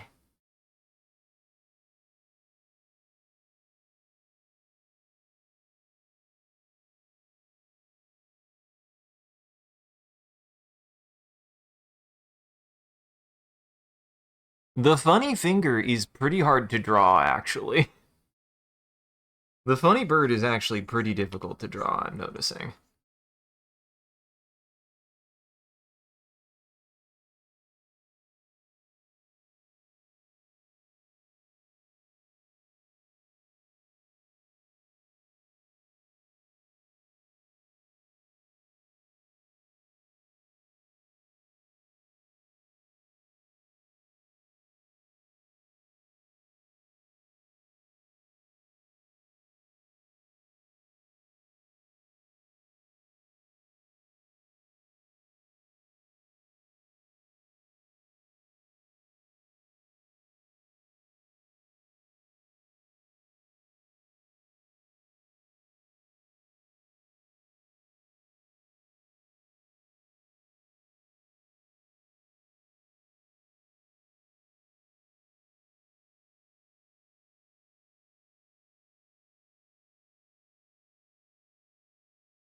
Big.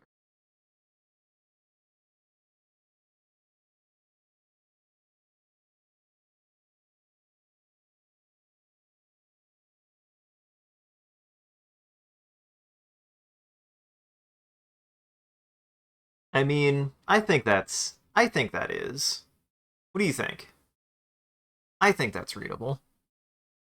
I think it's gonna be hard to say that it's anything else.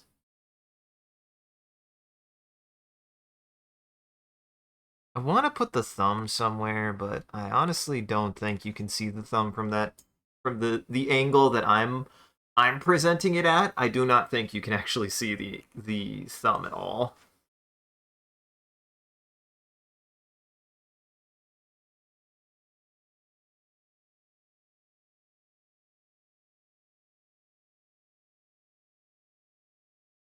Make it a little shorter, a bit bigger.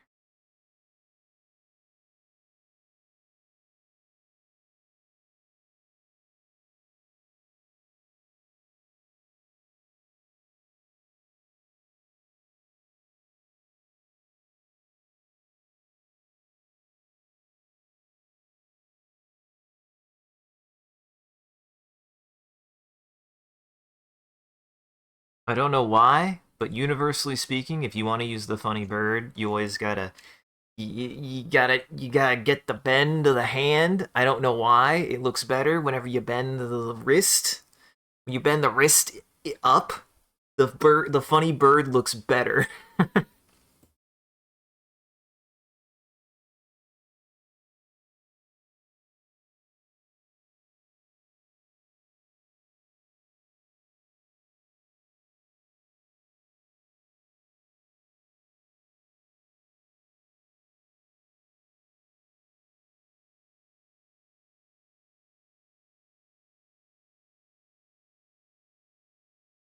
That's pretty good. Actually, I like that.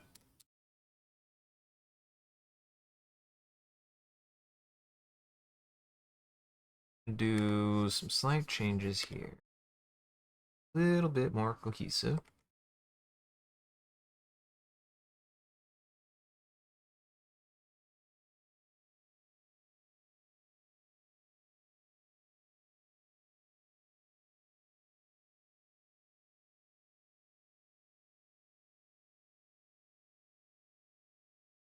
Kind of like that, right?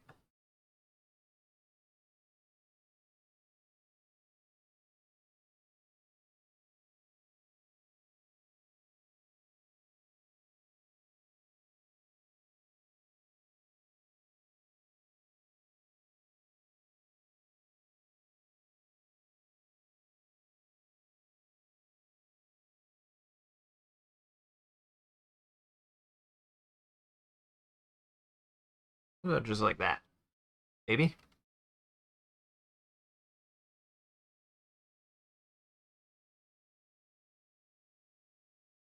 Ooh. Don't don't get washed away into the dangerous place and get abducted by a evil owl. I don't remember how Rockadoodle worked. I remember watching it quite a few times actually as a kid. Rockadoodle is one of those things that I want to rewatch as an adult to know what the hell it was, because Rockadoodle was a fever dream for me, and it's Bluth. It's Mr. Bluth. The day I learned it was Mr. Bluth, I was like, that's fucking John Bluth? What the hell? So I feel like I owe it to myself to watch Rockadoodle because I grew up on Rockadoodle, and I don't remember bullshit about it other than that it had an ad at the beginning because it was recorded on a VHS tape that I watched it on. That you had to skip past the ads. They were very weird ads too, and then it starts not animated. It starts like in the middle of a like torrential downpour in the middle of Kansas, and it's like terrifying. Like the kid loses his entire family to a flash flood. That's all I remember about Rockadoodle. And then he gets horrifyingly transformed into a animated mouse.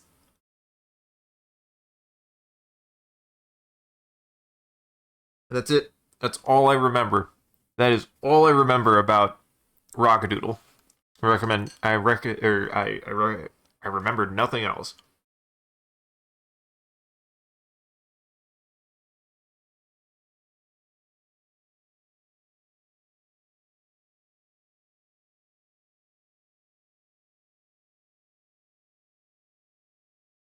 Oh, Hydrabot.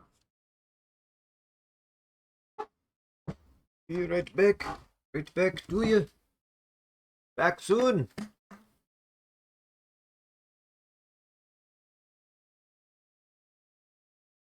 Feel like no matter what, I got good work done today because these hands were going to be a pain.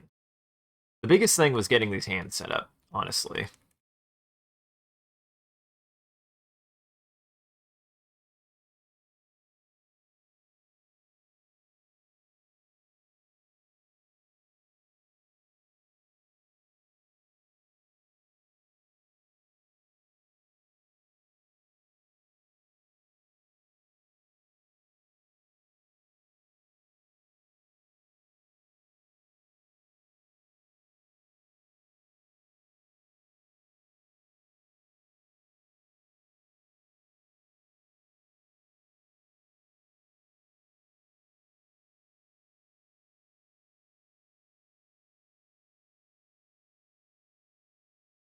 Oh, Oh, the ways of animation.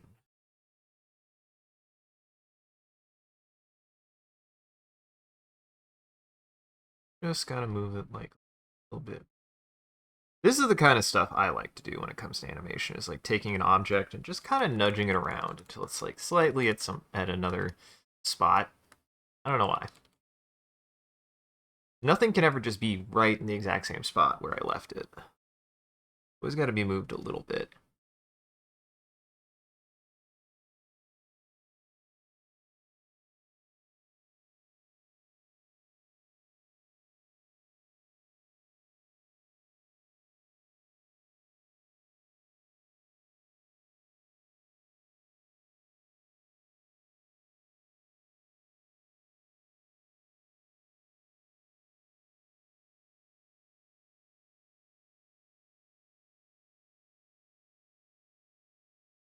Up there.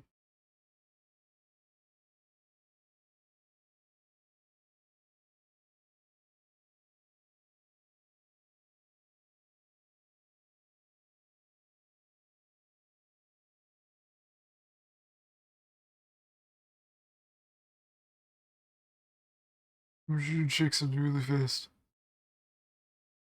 I'm shooting chicks really fast. Okay.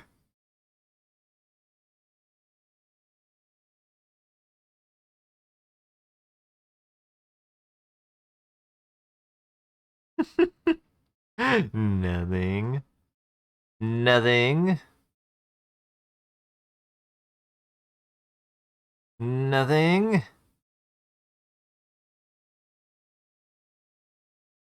I'm just getting slightly distracted. Don't worry about it.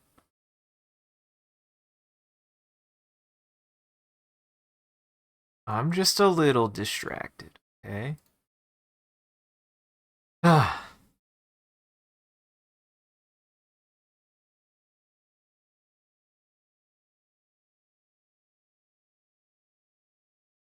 Thank you for talking me into doing the funny bird.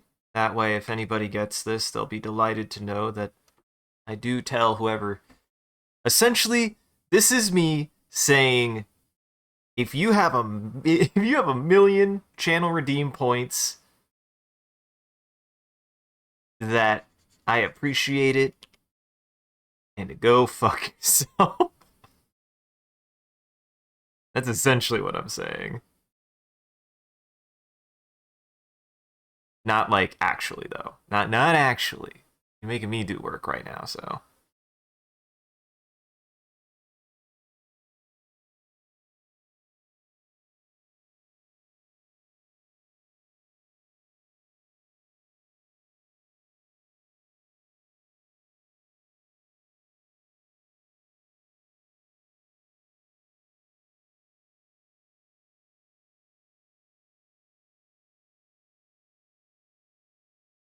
Almost.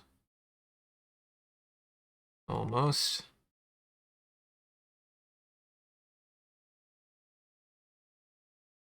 Animate, you're kind of weird. I don't know why, but Animate actually does kind of fuck with certain things every now and then, that it's like, is this where you wanted this? And it's like, not really.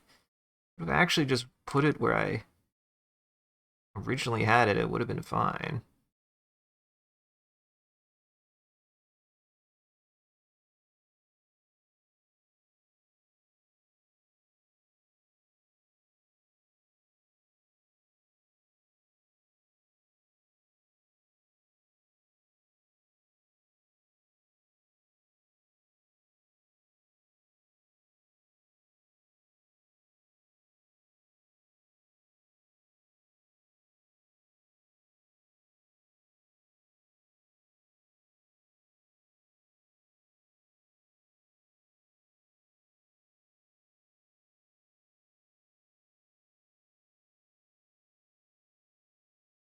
There we go.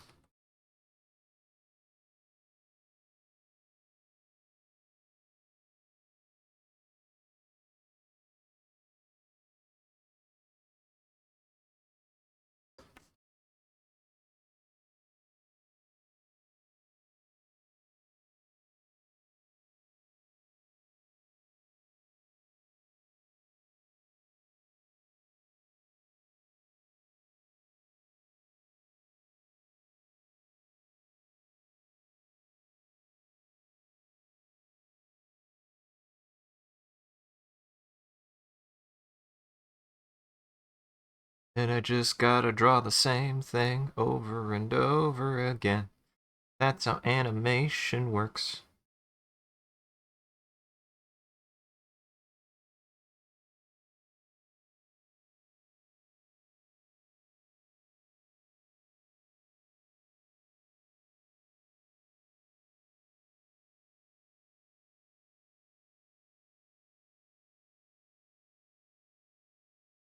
Always gotta draw the line all the way out to the end. Always gotta draw the line out all the way to the end.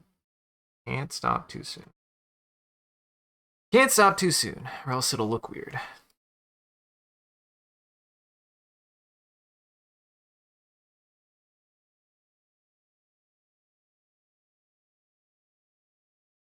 Bah!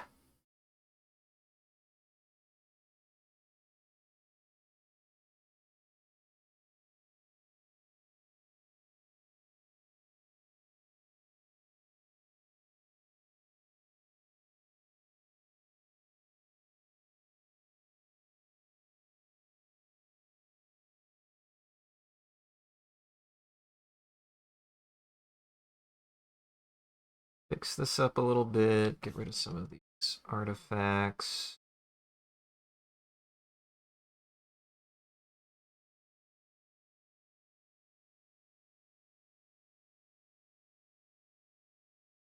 Kind of clean it up a little.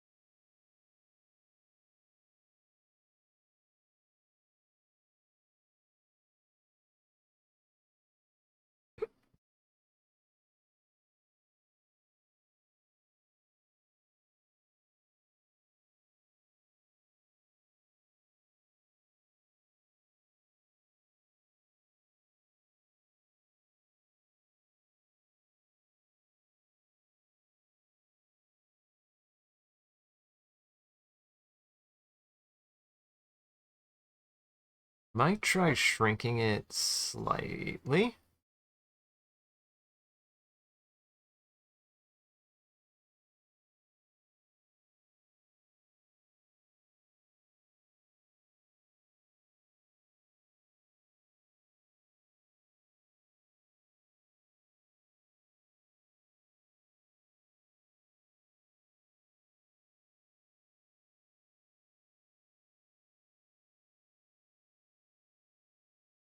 More like that, maybe?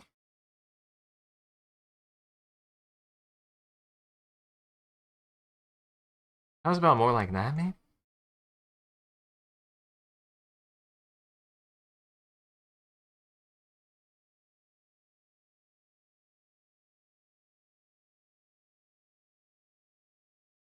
I want it to move like left and then right.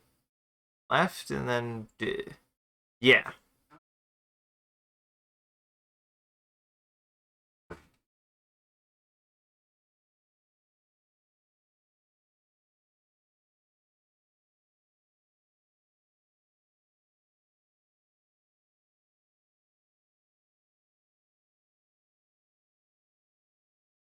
Needs to be a little bit smaller.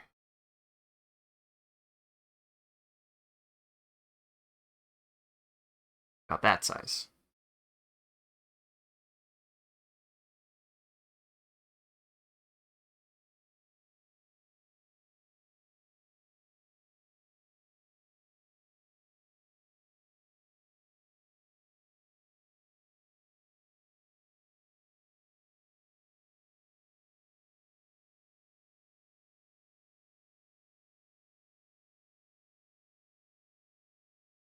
Actually need to rotate this a little bit more.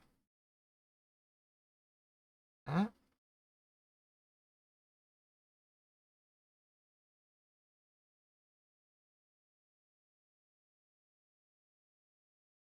Yeah, that makes more sense.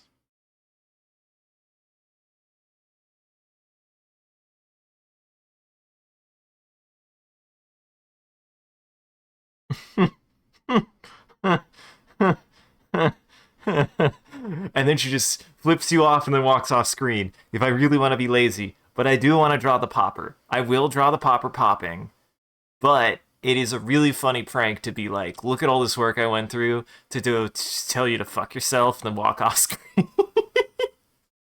No, I will do the pop. I will do the pop, but it is something I consider. Know that I did consider that.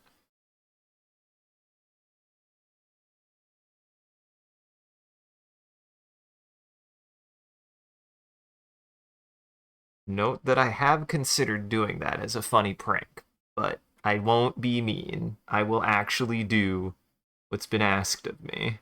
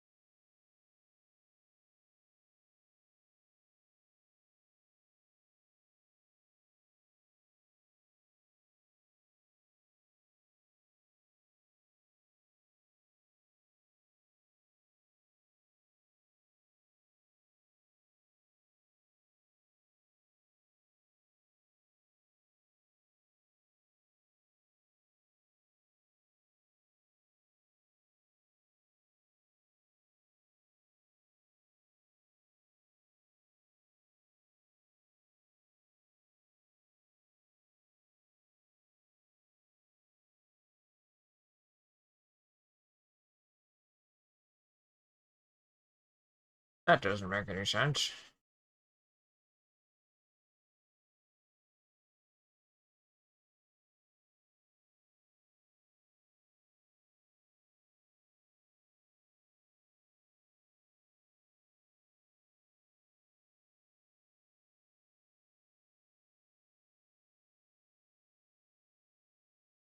Wow, the longer I look at and work on this middle finger, it actually does translate really well.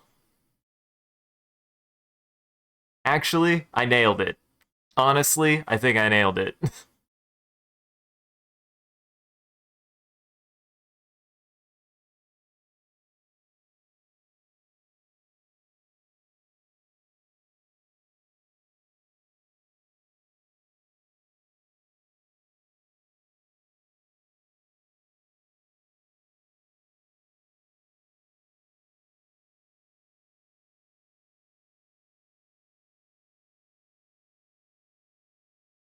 I'm gonna do something like that.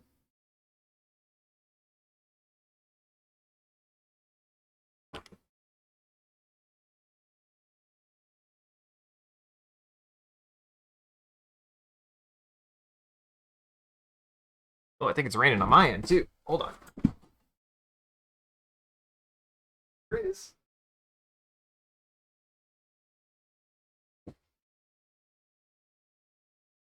I have to close the window. Now the cat's gonna terrorize me to be like, why'd you close the window? And be like, cuz it's raining.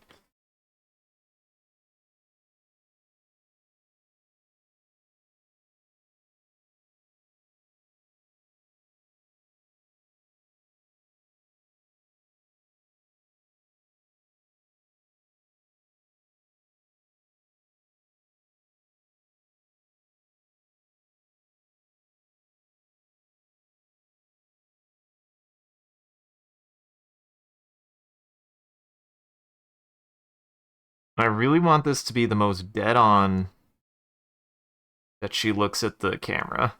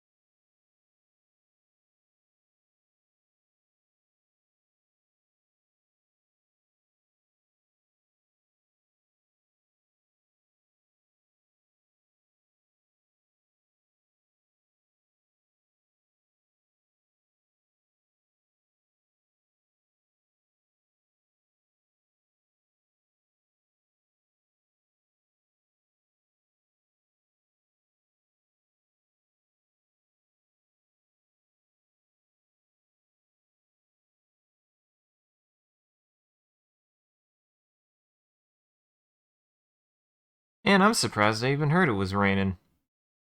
It was just faint enough. I was like, is that rain? I hear pitter pattering.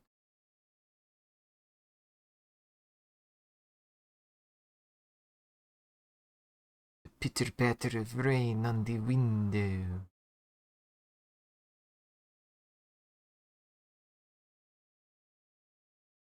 There we go.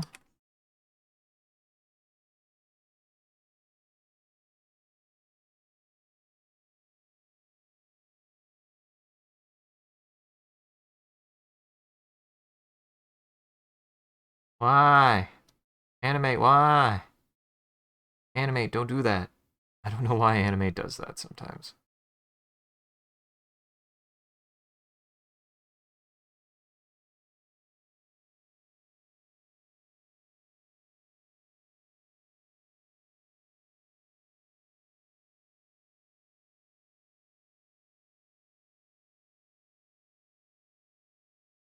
I do love the dropping of the eyebrows ever so slightly.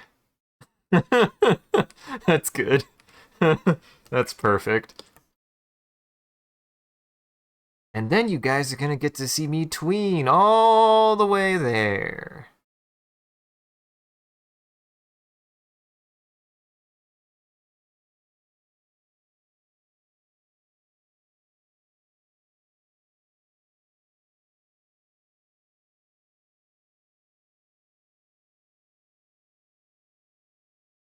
Sometimes animation is just kind of like a really big puzzle. Animation is just kind of like a really big puzzle that you decide to make out of completely moving parts.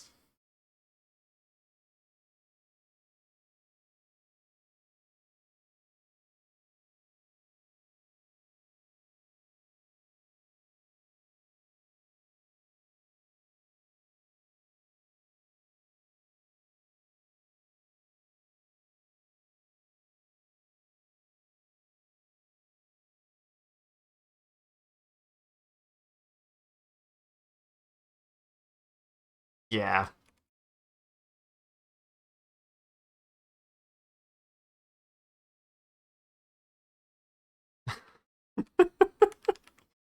Yeah, that's good. Yeah, that's pretty good.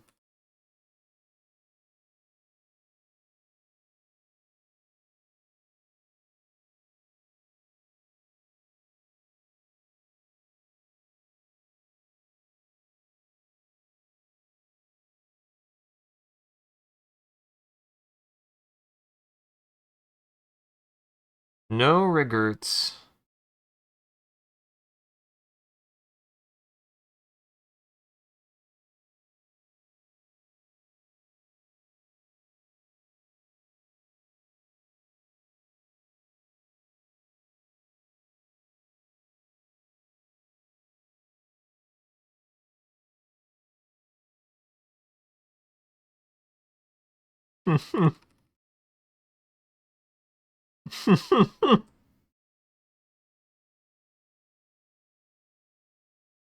Now here's the thing.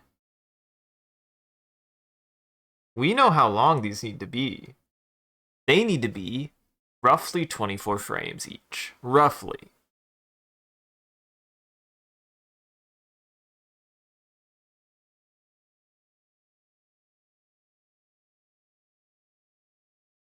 '79, 24.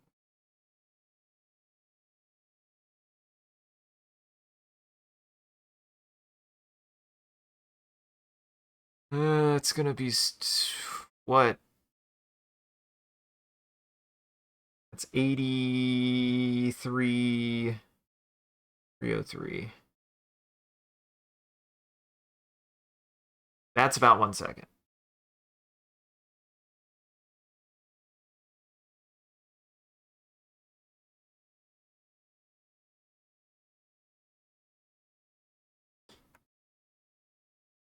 And then we need 3, 4, 27.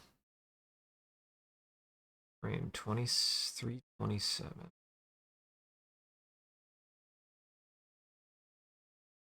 You can't deny me. Oh, it literally won't because it needs to. Okay, that's very silly. 27. And then this one needs to be 50.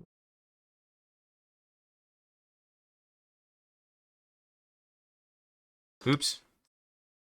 It would help if the animation went for the whole time, and then we can get an idea of scale. Then we can get an idea for scale.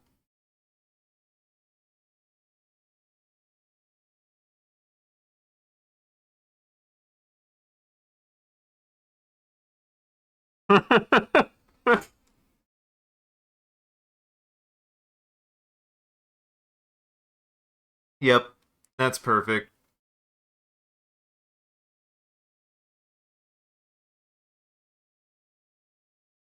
Mm-hmm. Yeah. Yeah, that's perfect.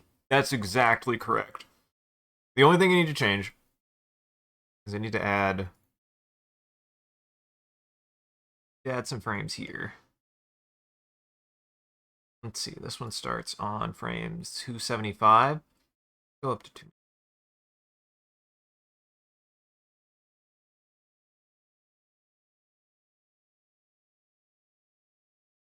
15 seconds. This animation is already hit 15 seconds.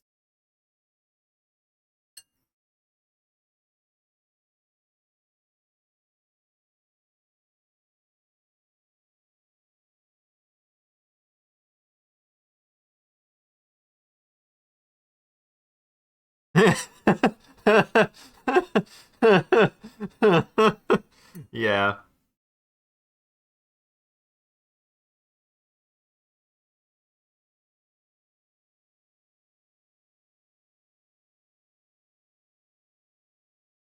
that's perfect. That's exactly perfect.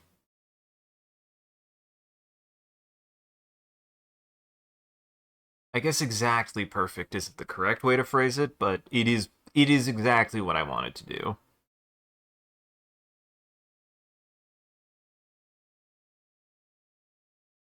Yeah. That looks really good. That looks really, really good. Hey.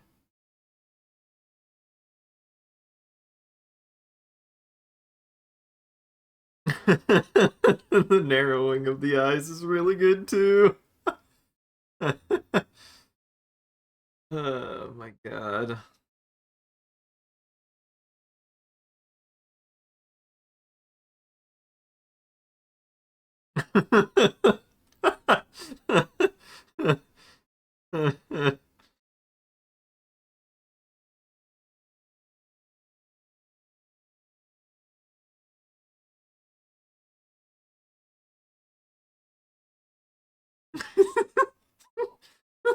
I shouldn't enjoy that so much.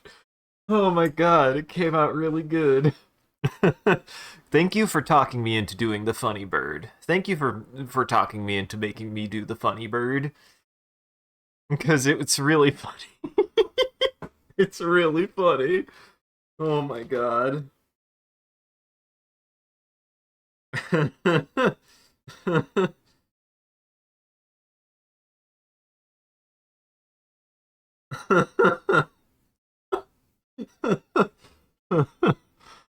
Oh my god. That came out really good.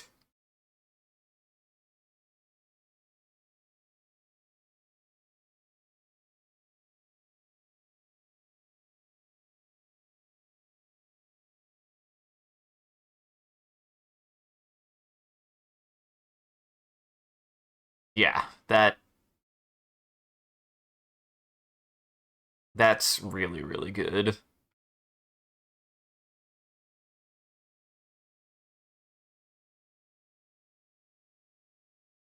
I got the timing on it really really good now.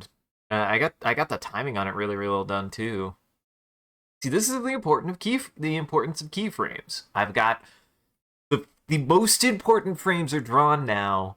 So if I wanted to do tweening, I could do tweening.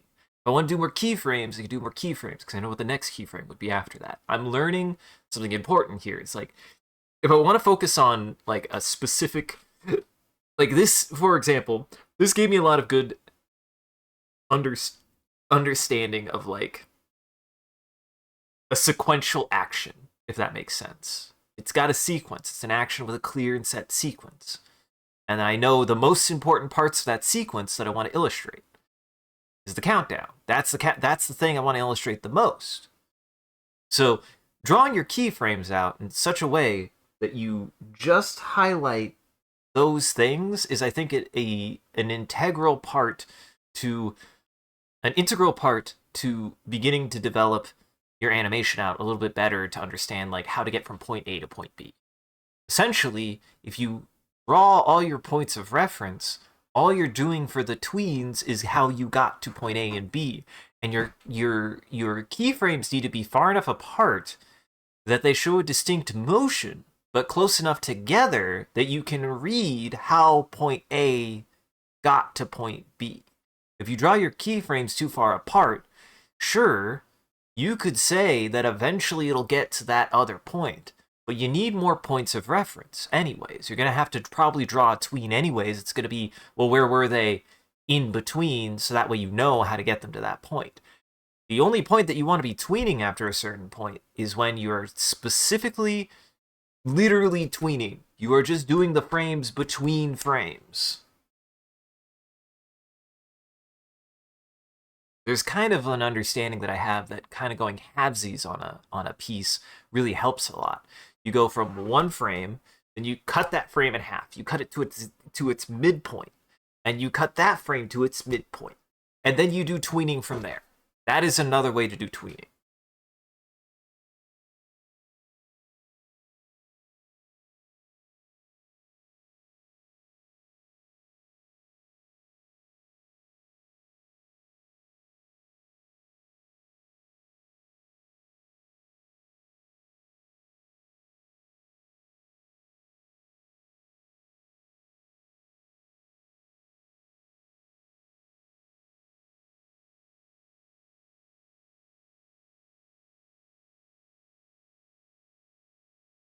So what's funny is I could do tween here,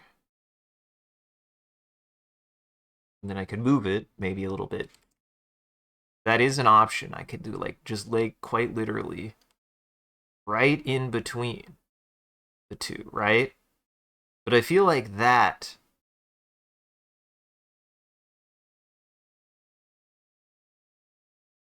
like I could do something like this. Try cutting it in half.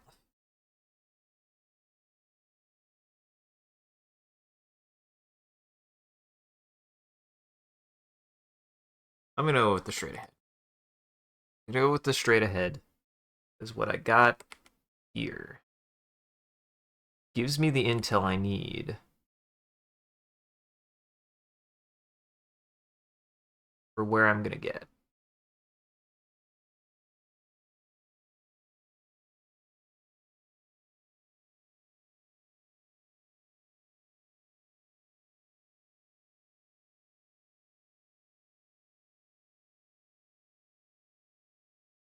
And this gives me the flexibility to be like, it's gonna take me as many frames as it takes.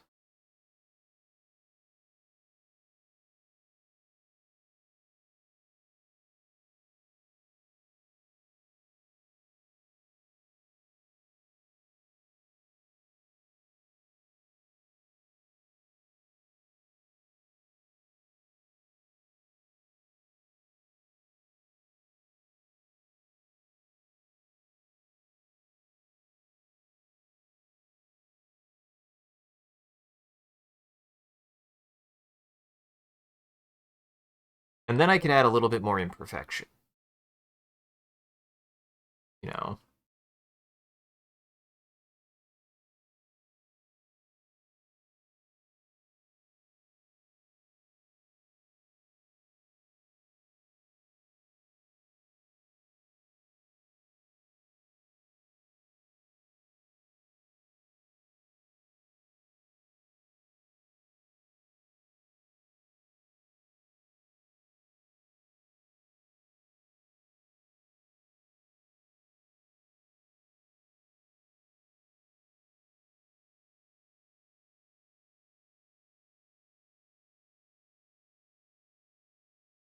Tighten it around a little bit more.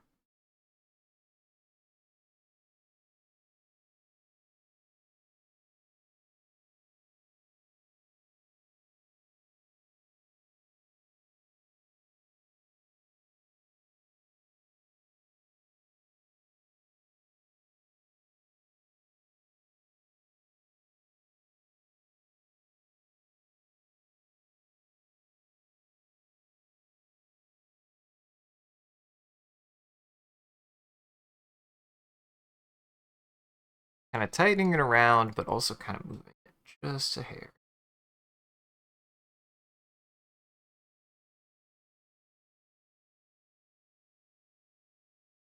This is where being able to use... This is using arrow key manipulation. Using arrow keys, just nudge it just ever so slightly.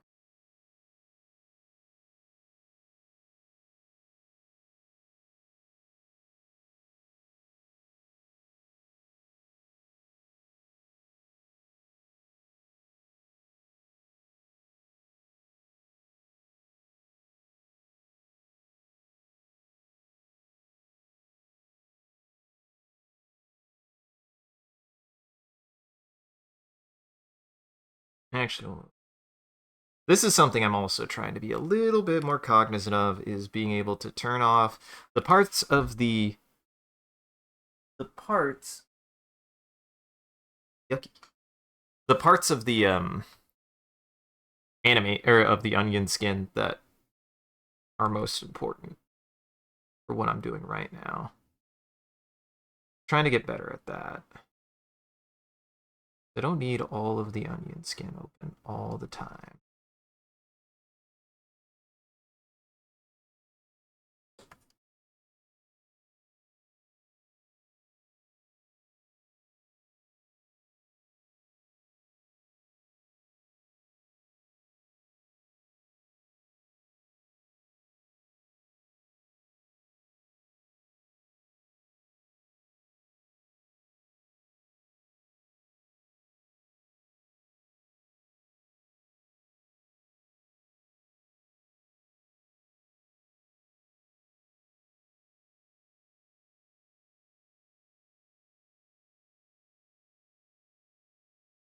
There we go.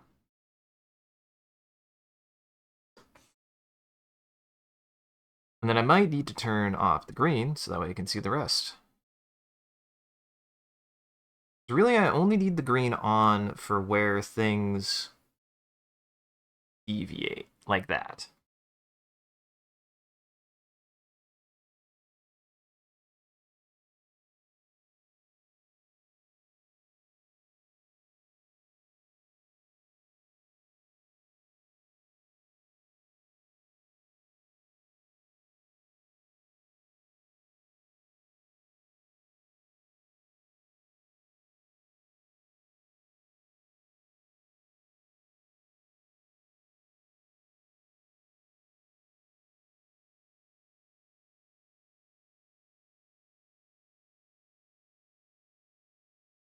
Something like that.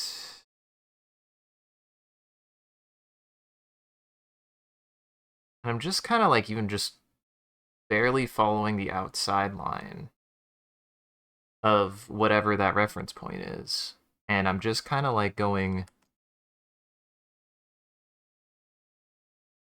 not quite on the exact same path, following it slightly.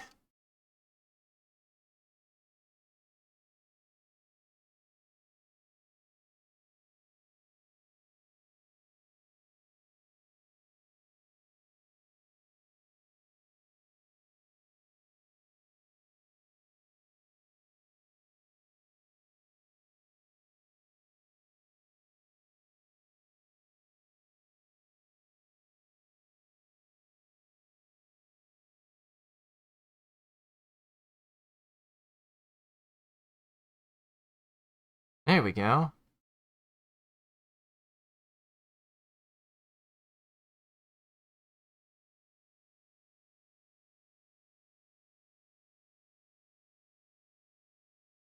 Just get some gradual change. Gradual change. A lot of animation is just gradual change. Be surprised how much of animation is not that much sudden change. Be very subtle differences from frame to frame sometimes. It isn't always the big action shots all the time. Sometimes it's just little stuff that moves. Ever so slightly.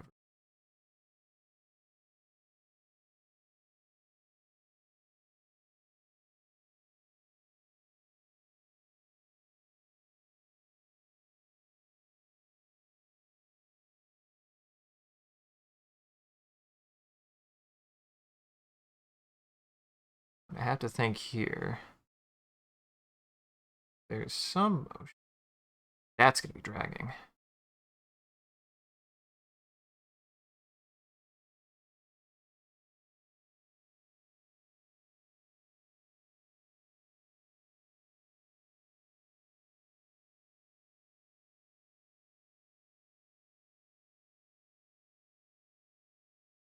And now you watch me, wean in silence.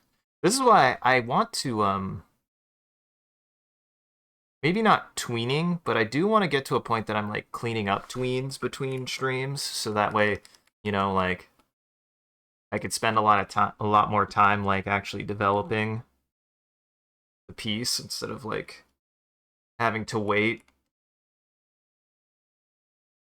between sessions to work on it.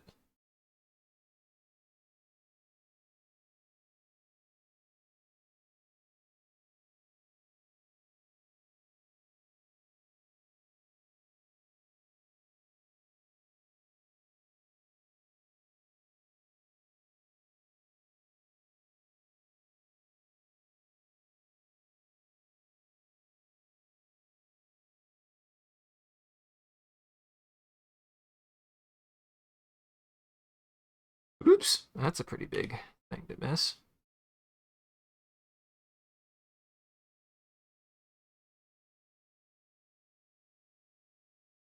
Kind of hard to have your head attached to your body if you don't have a neck.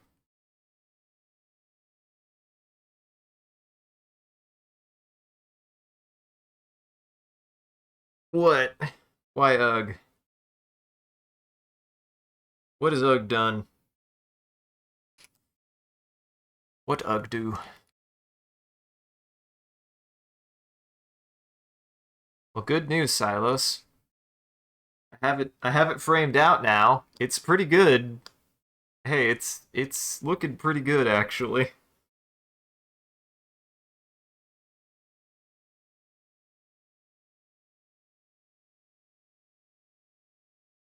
Like, this is coming out really, really nicely.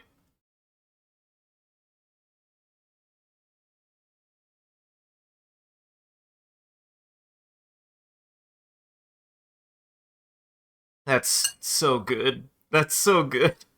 You really get the sense of disappointment. Ah.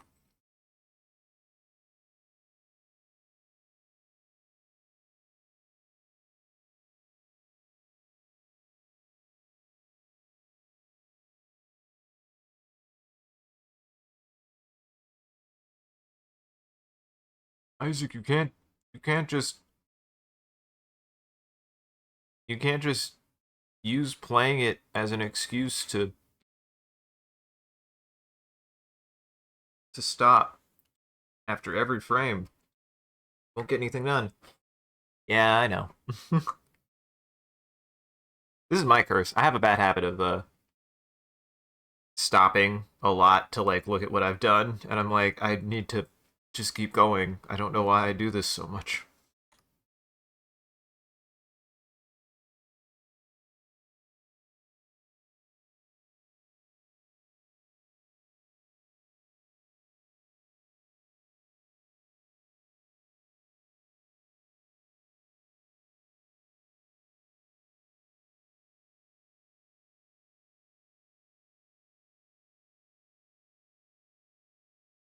I do like that acceleration, actually.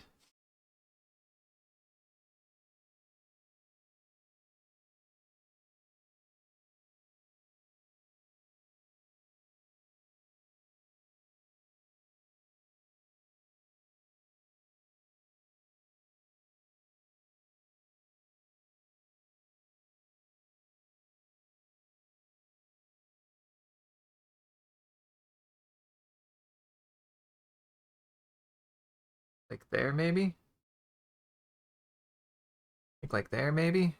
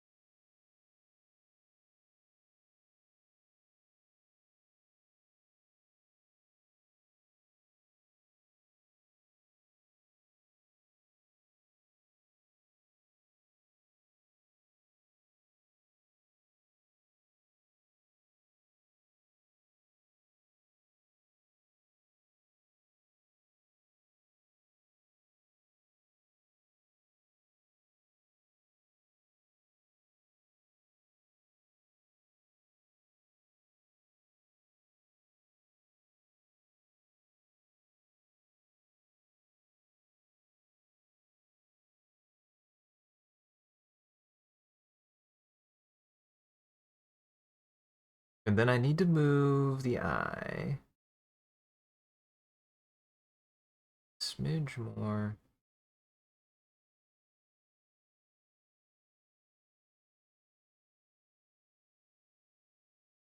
That way.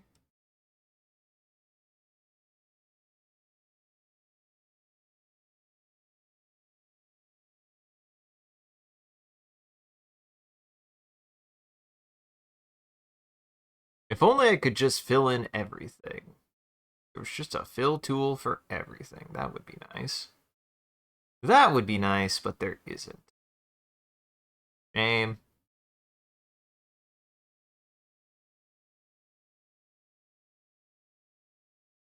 Shame.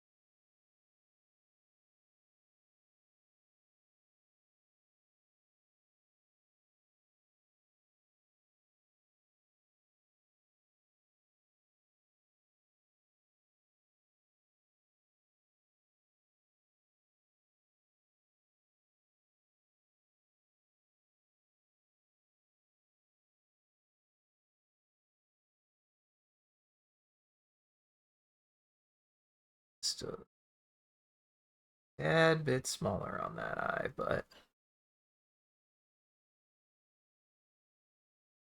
perfect. Good. That's what we like to see.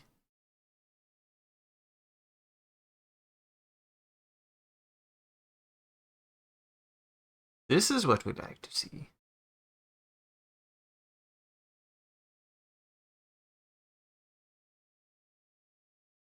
I'll probably try to bridge this and then call it here. I'll do like 1 or 2 more frames.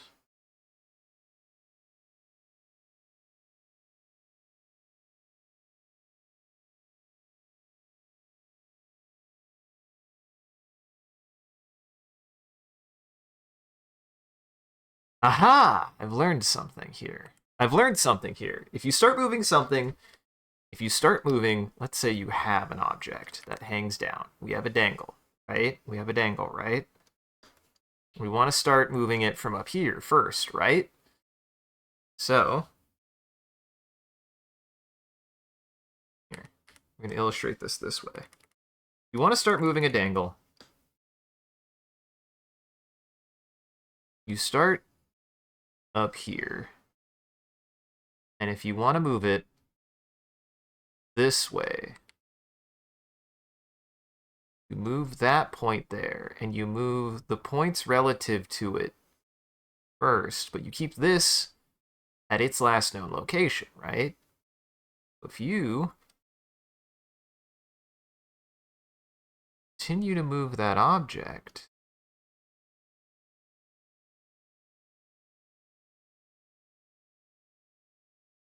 I have to keep that point of reference where it was for a second. And then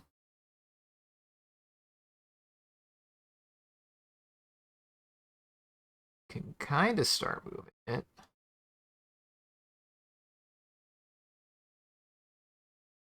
And then if it stops,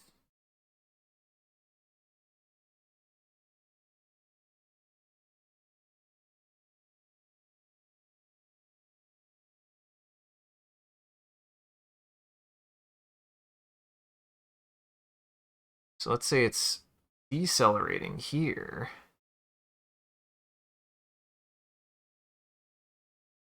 Stops there.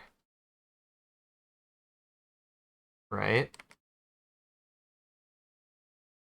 These points stop. This is still moving.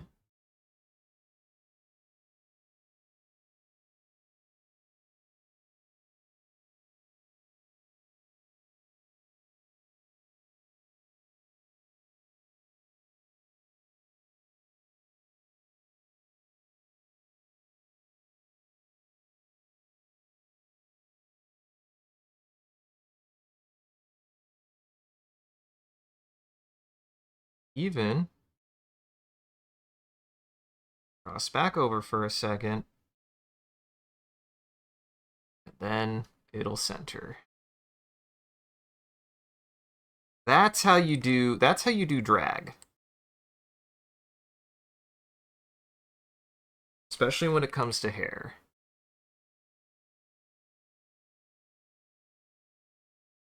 Yeah. This is an example.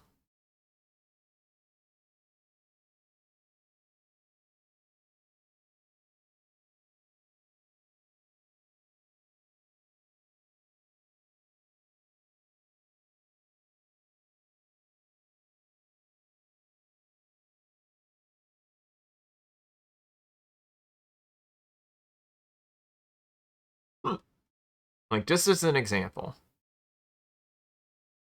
Yeah. That looks really good.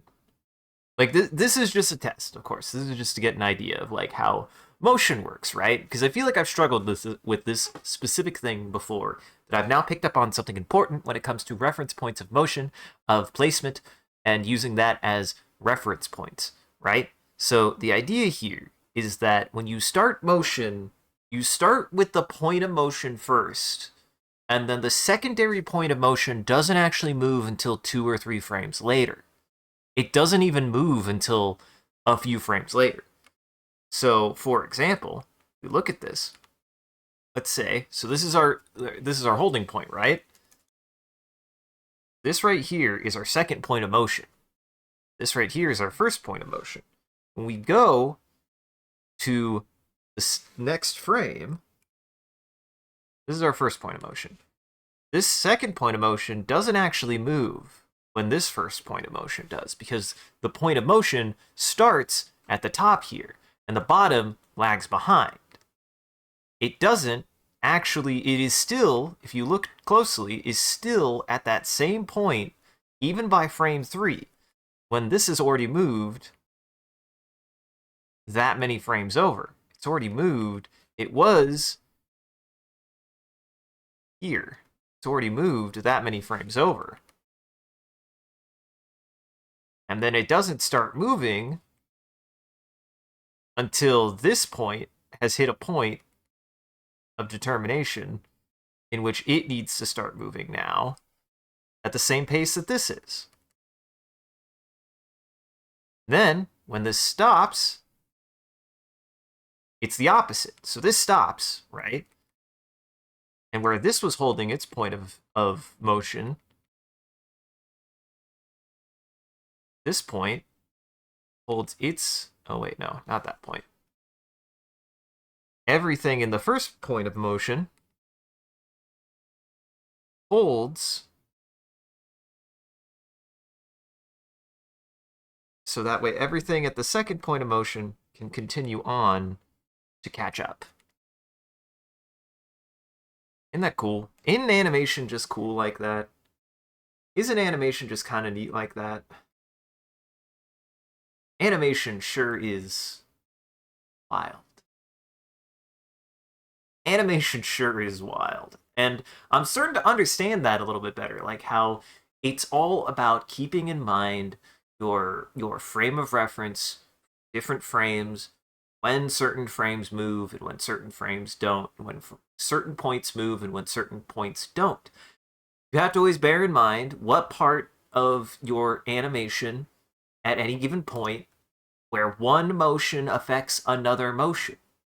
When you can ripple out motions from a point of origin, your animation will look much more dynamic and it will look much more fluid, at least in my experience. That's how you get stuff like this. And this is very simple. This was 6 frames. This was 6 frames of a dragging animation, dragging motion. You just get that nice, that nice kind of like fluidity of an object that has of a dangle. You get a little bit of a dangle doing a little bit of a dangle thing, kind of like the dangle up there.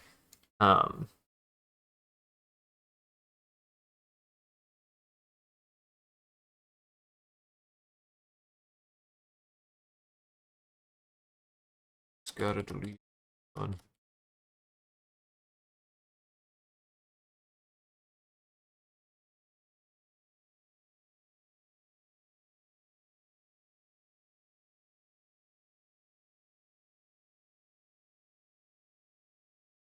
Yep, we're good. Yeah, I'll probably finish this frame and then call it.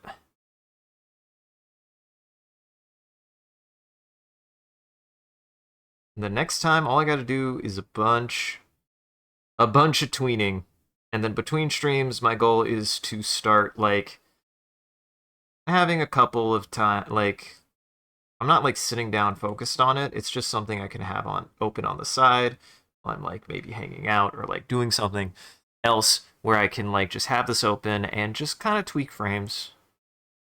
Tweak and clean up frames as I go.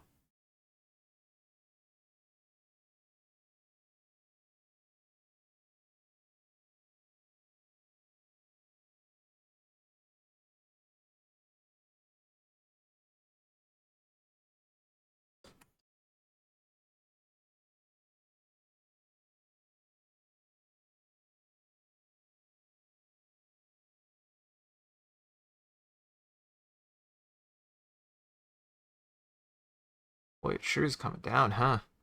I didn't even know it was supposed to rain today. Silos, you gave us our rain. You gave us your rain. Why'd you do that? You said, "Rain, rain, go away, ruin Canary another day. Drown them into."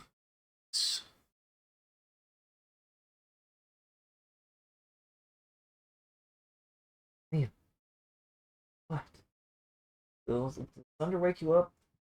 Did the thunder wake you up, buddy? You gonna come up here? Yes, he is. He got scared. It was like it was a big loud.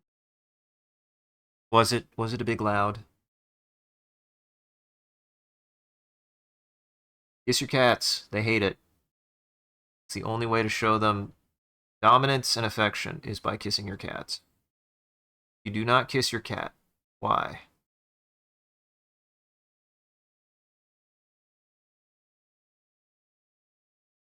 I'll kiss your cat for you. Why aren't you kissing your cat? There we go.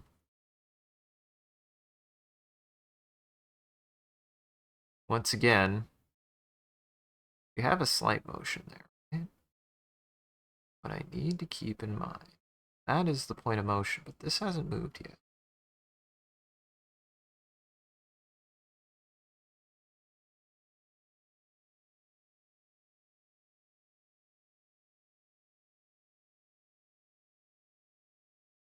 Boy, it really is coming down out there. I can hear it now. Guys, we might lose the stream any second. That would be weird. It'd be like, well, guess I'm reading my book for the rest of the night. I've been in the middle of House of Leaves. How are you gonna read a book? You ain't got no you ain't gonna have no power. Yeah, that's a fair point. Guess I'll have to do it the good old-fashioned way. Much late. I probably won't do that. Probably.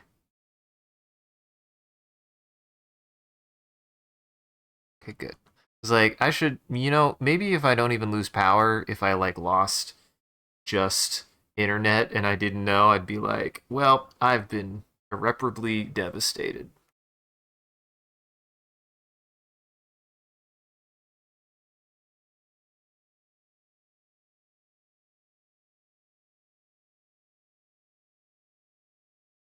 All right. Oh, gotta do the eyebrows.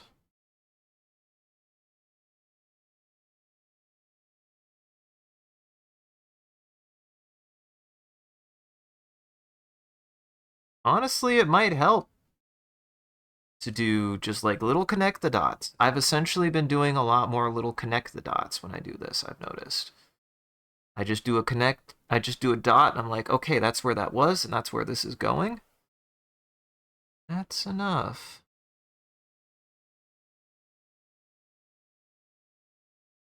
If it works, it works. It makes sense. Little dot, do a little dot. Connect the dots.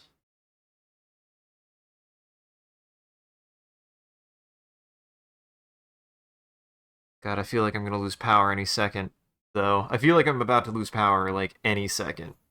I can hear it coming out. Down outside, and it sounds hazardous outside. All right, I think we're gonna call it there. And I think this is probably gonna be the best stopping point I'm gonna get. This is gonna be the best stopping point I get. Oh no. Did it redo whatever I undid? I need to redo. There we go.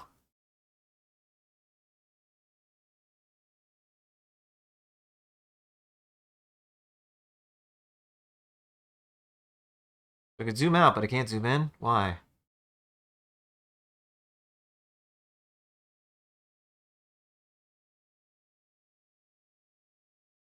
I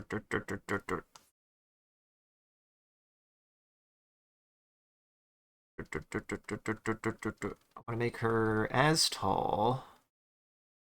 The window. That would have been really embarrassing if it would have all just filled it in with black.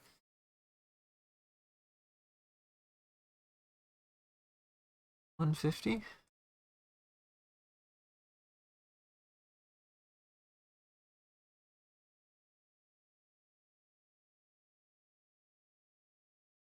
Yeah, that's looking good.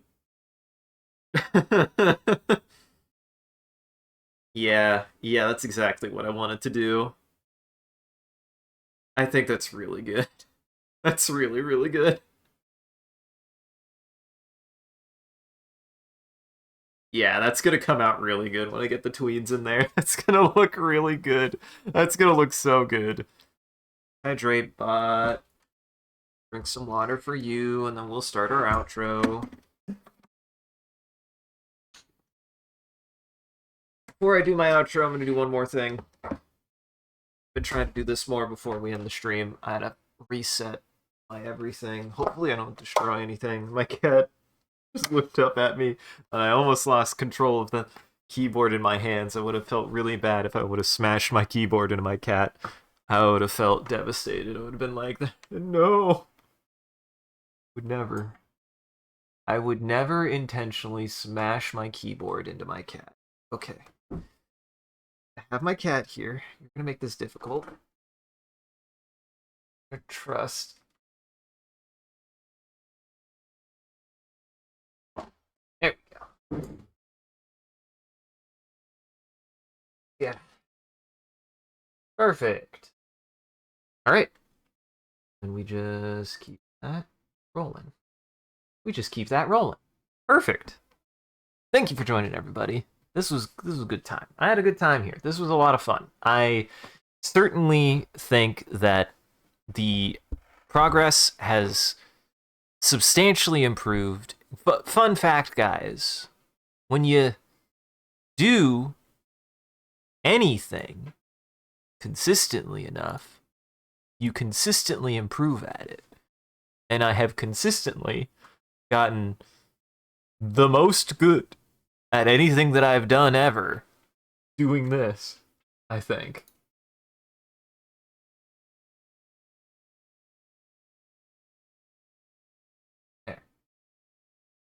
So, believe it or not, you do. And to be fair, so this is also the fun of animation. This is the fun of being able to make anything, but this is the fun of animation. Sometimes the best animation you get are little surprises like this. I'm gonna say they're little surprises like this. I was not. The finger was not something I was anticipating doing. Put it that way. Move you just like a hair that way. They don't want it to I don't want it to cover the finger.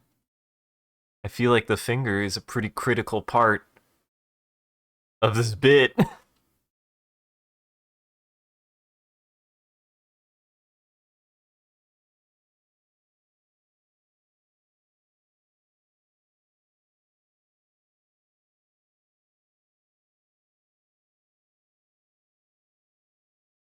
I thought.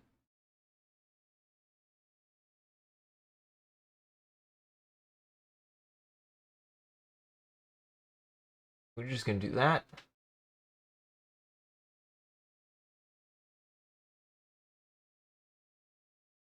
Yeah, that should be good.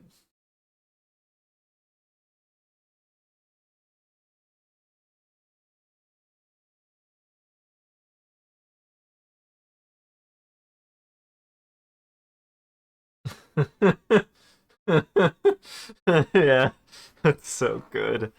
Oh, it's so good. Okay, so we're gonna start closing out the stream. We're gonna do one more thing before we go, though. Before the end of every stream, we're gonna make an image.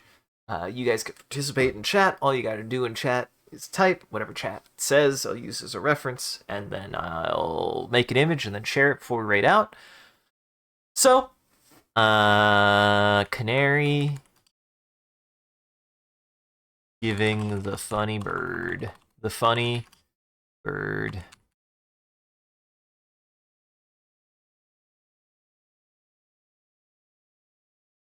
And if you want to add to that, I'll give you like, I'll give you like 30 seconds. Maybe. We'll see. This is great. This is good. The animation is coming along quite nicely. The animation is coming along quite nicely.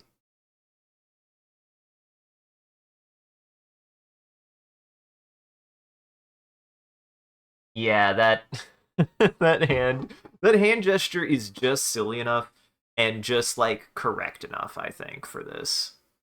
I'm gonna start counting like that to people now. We're just gonna start doing it specifically that way. So that way I can give them the funny bird.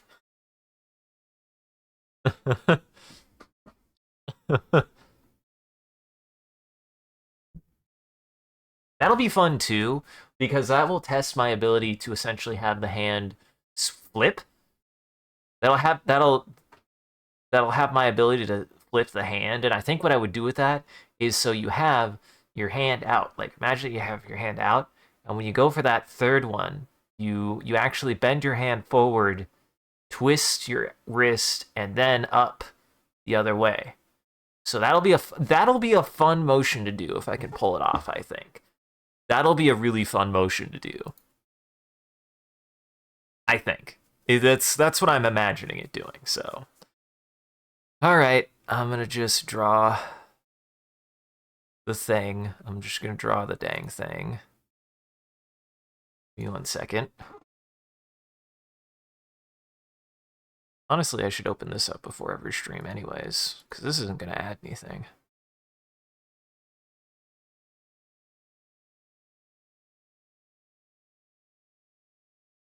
All right.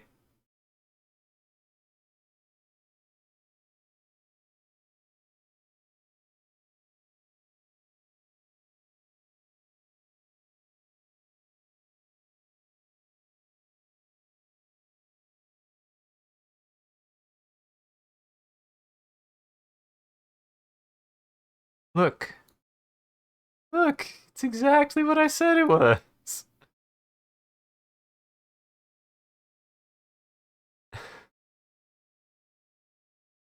It's exactly what I said it was gonna be. Uh-oh.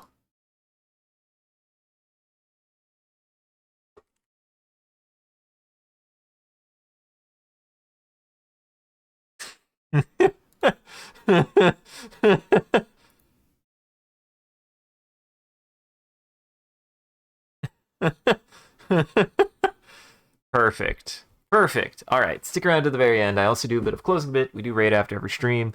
So that way the vampires in our chat can keep watching. Just everybody else out there. You should go lock your doors and windows, because it's almost lunchtime for vampires.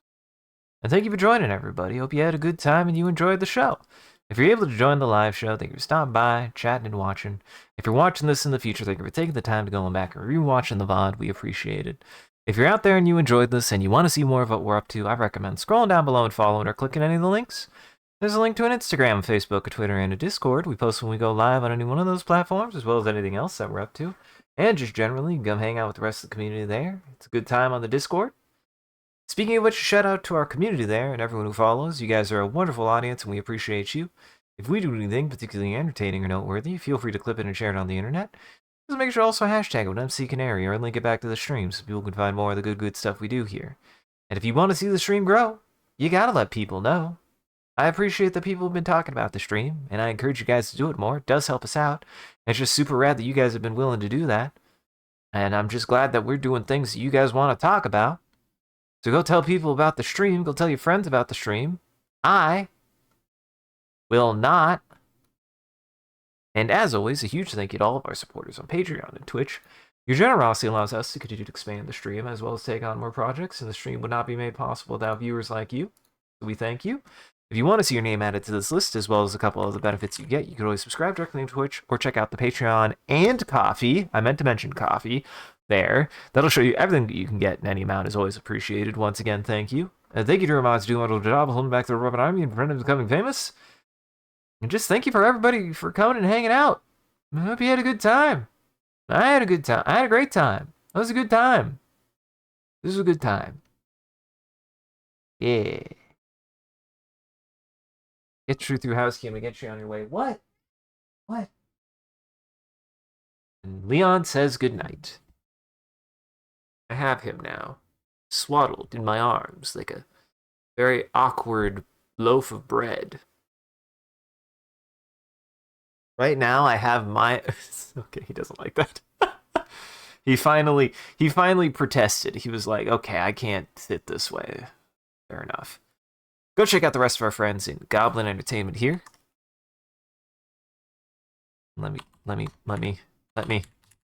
That link tree has links to everyone's channels and everything that they've done and they've been up to, and the rest of my stuff here, which has everything that I post to. So you should go check everybody out in Goblin Entertainment. And thanks for joining, everybody. Stick around. Go say hi to the Wizard. They're playing Darktide, which apparently had an update recently.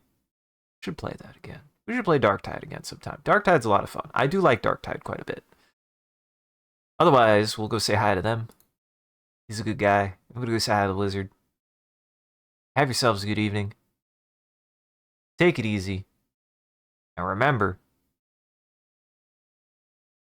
animation is good. Oh no, you can't see it. Here, hold on.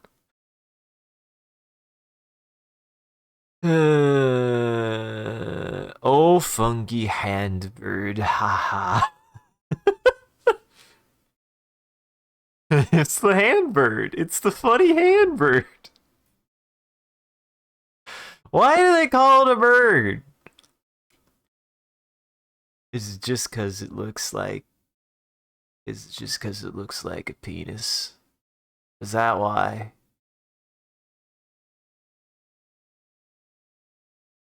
Is that why they call it the funny handbird?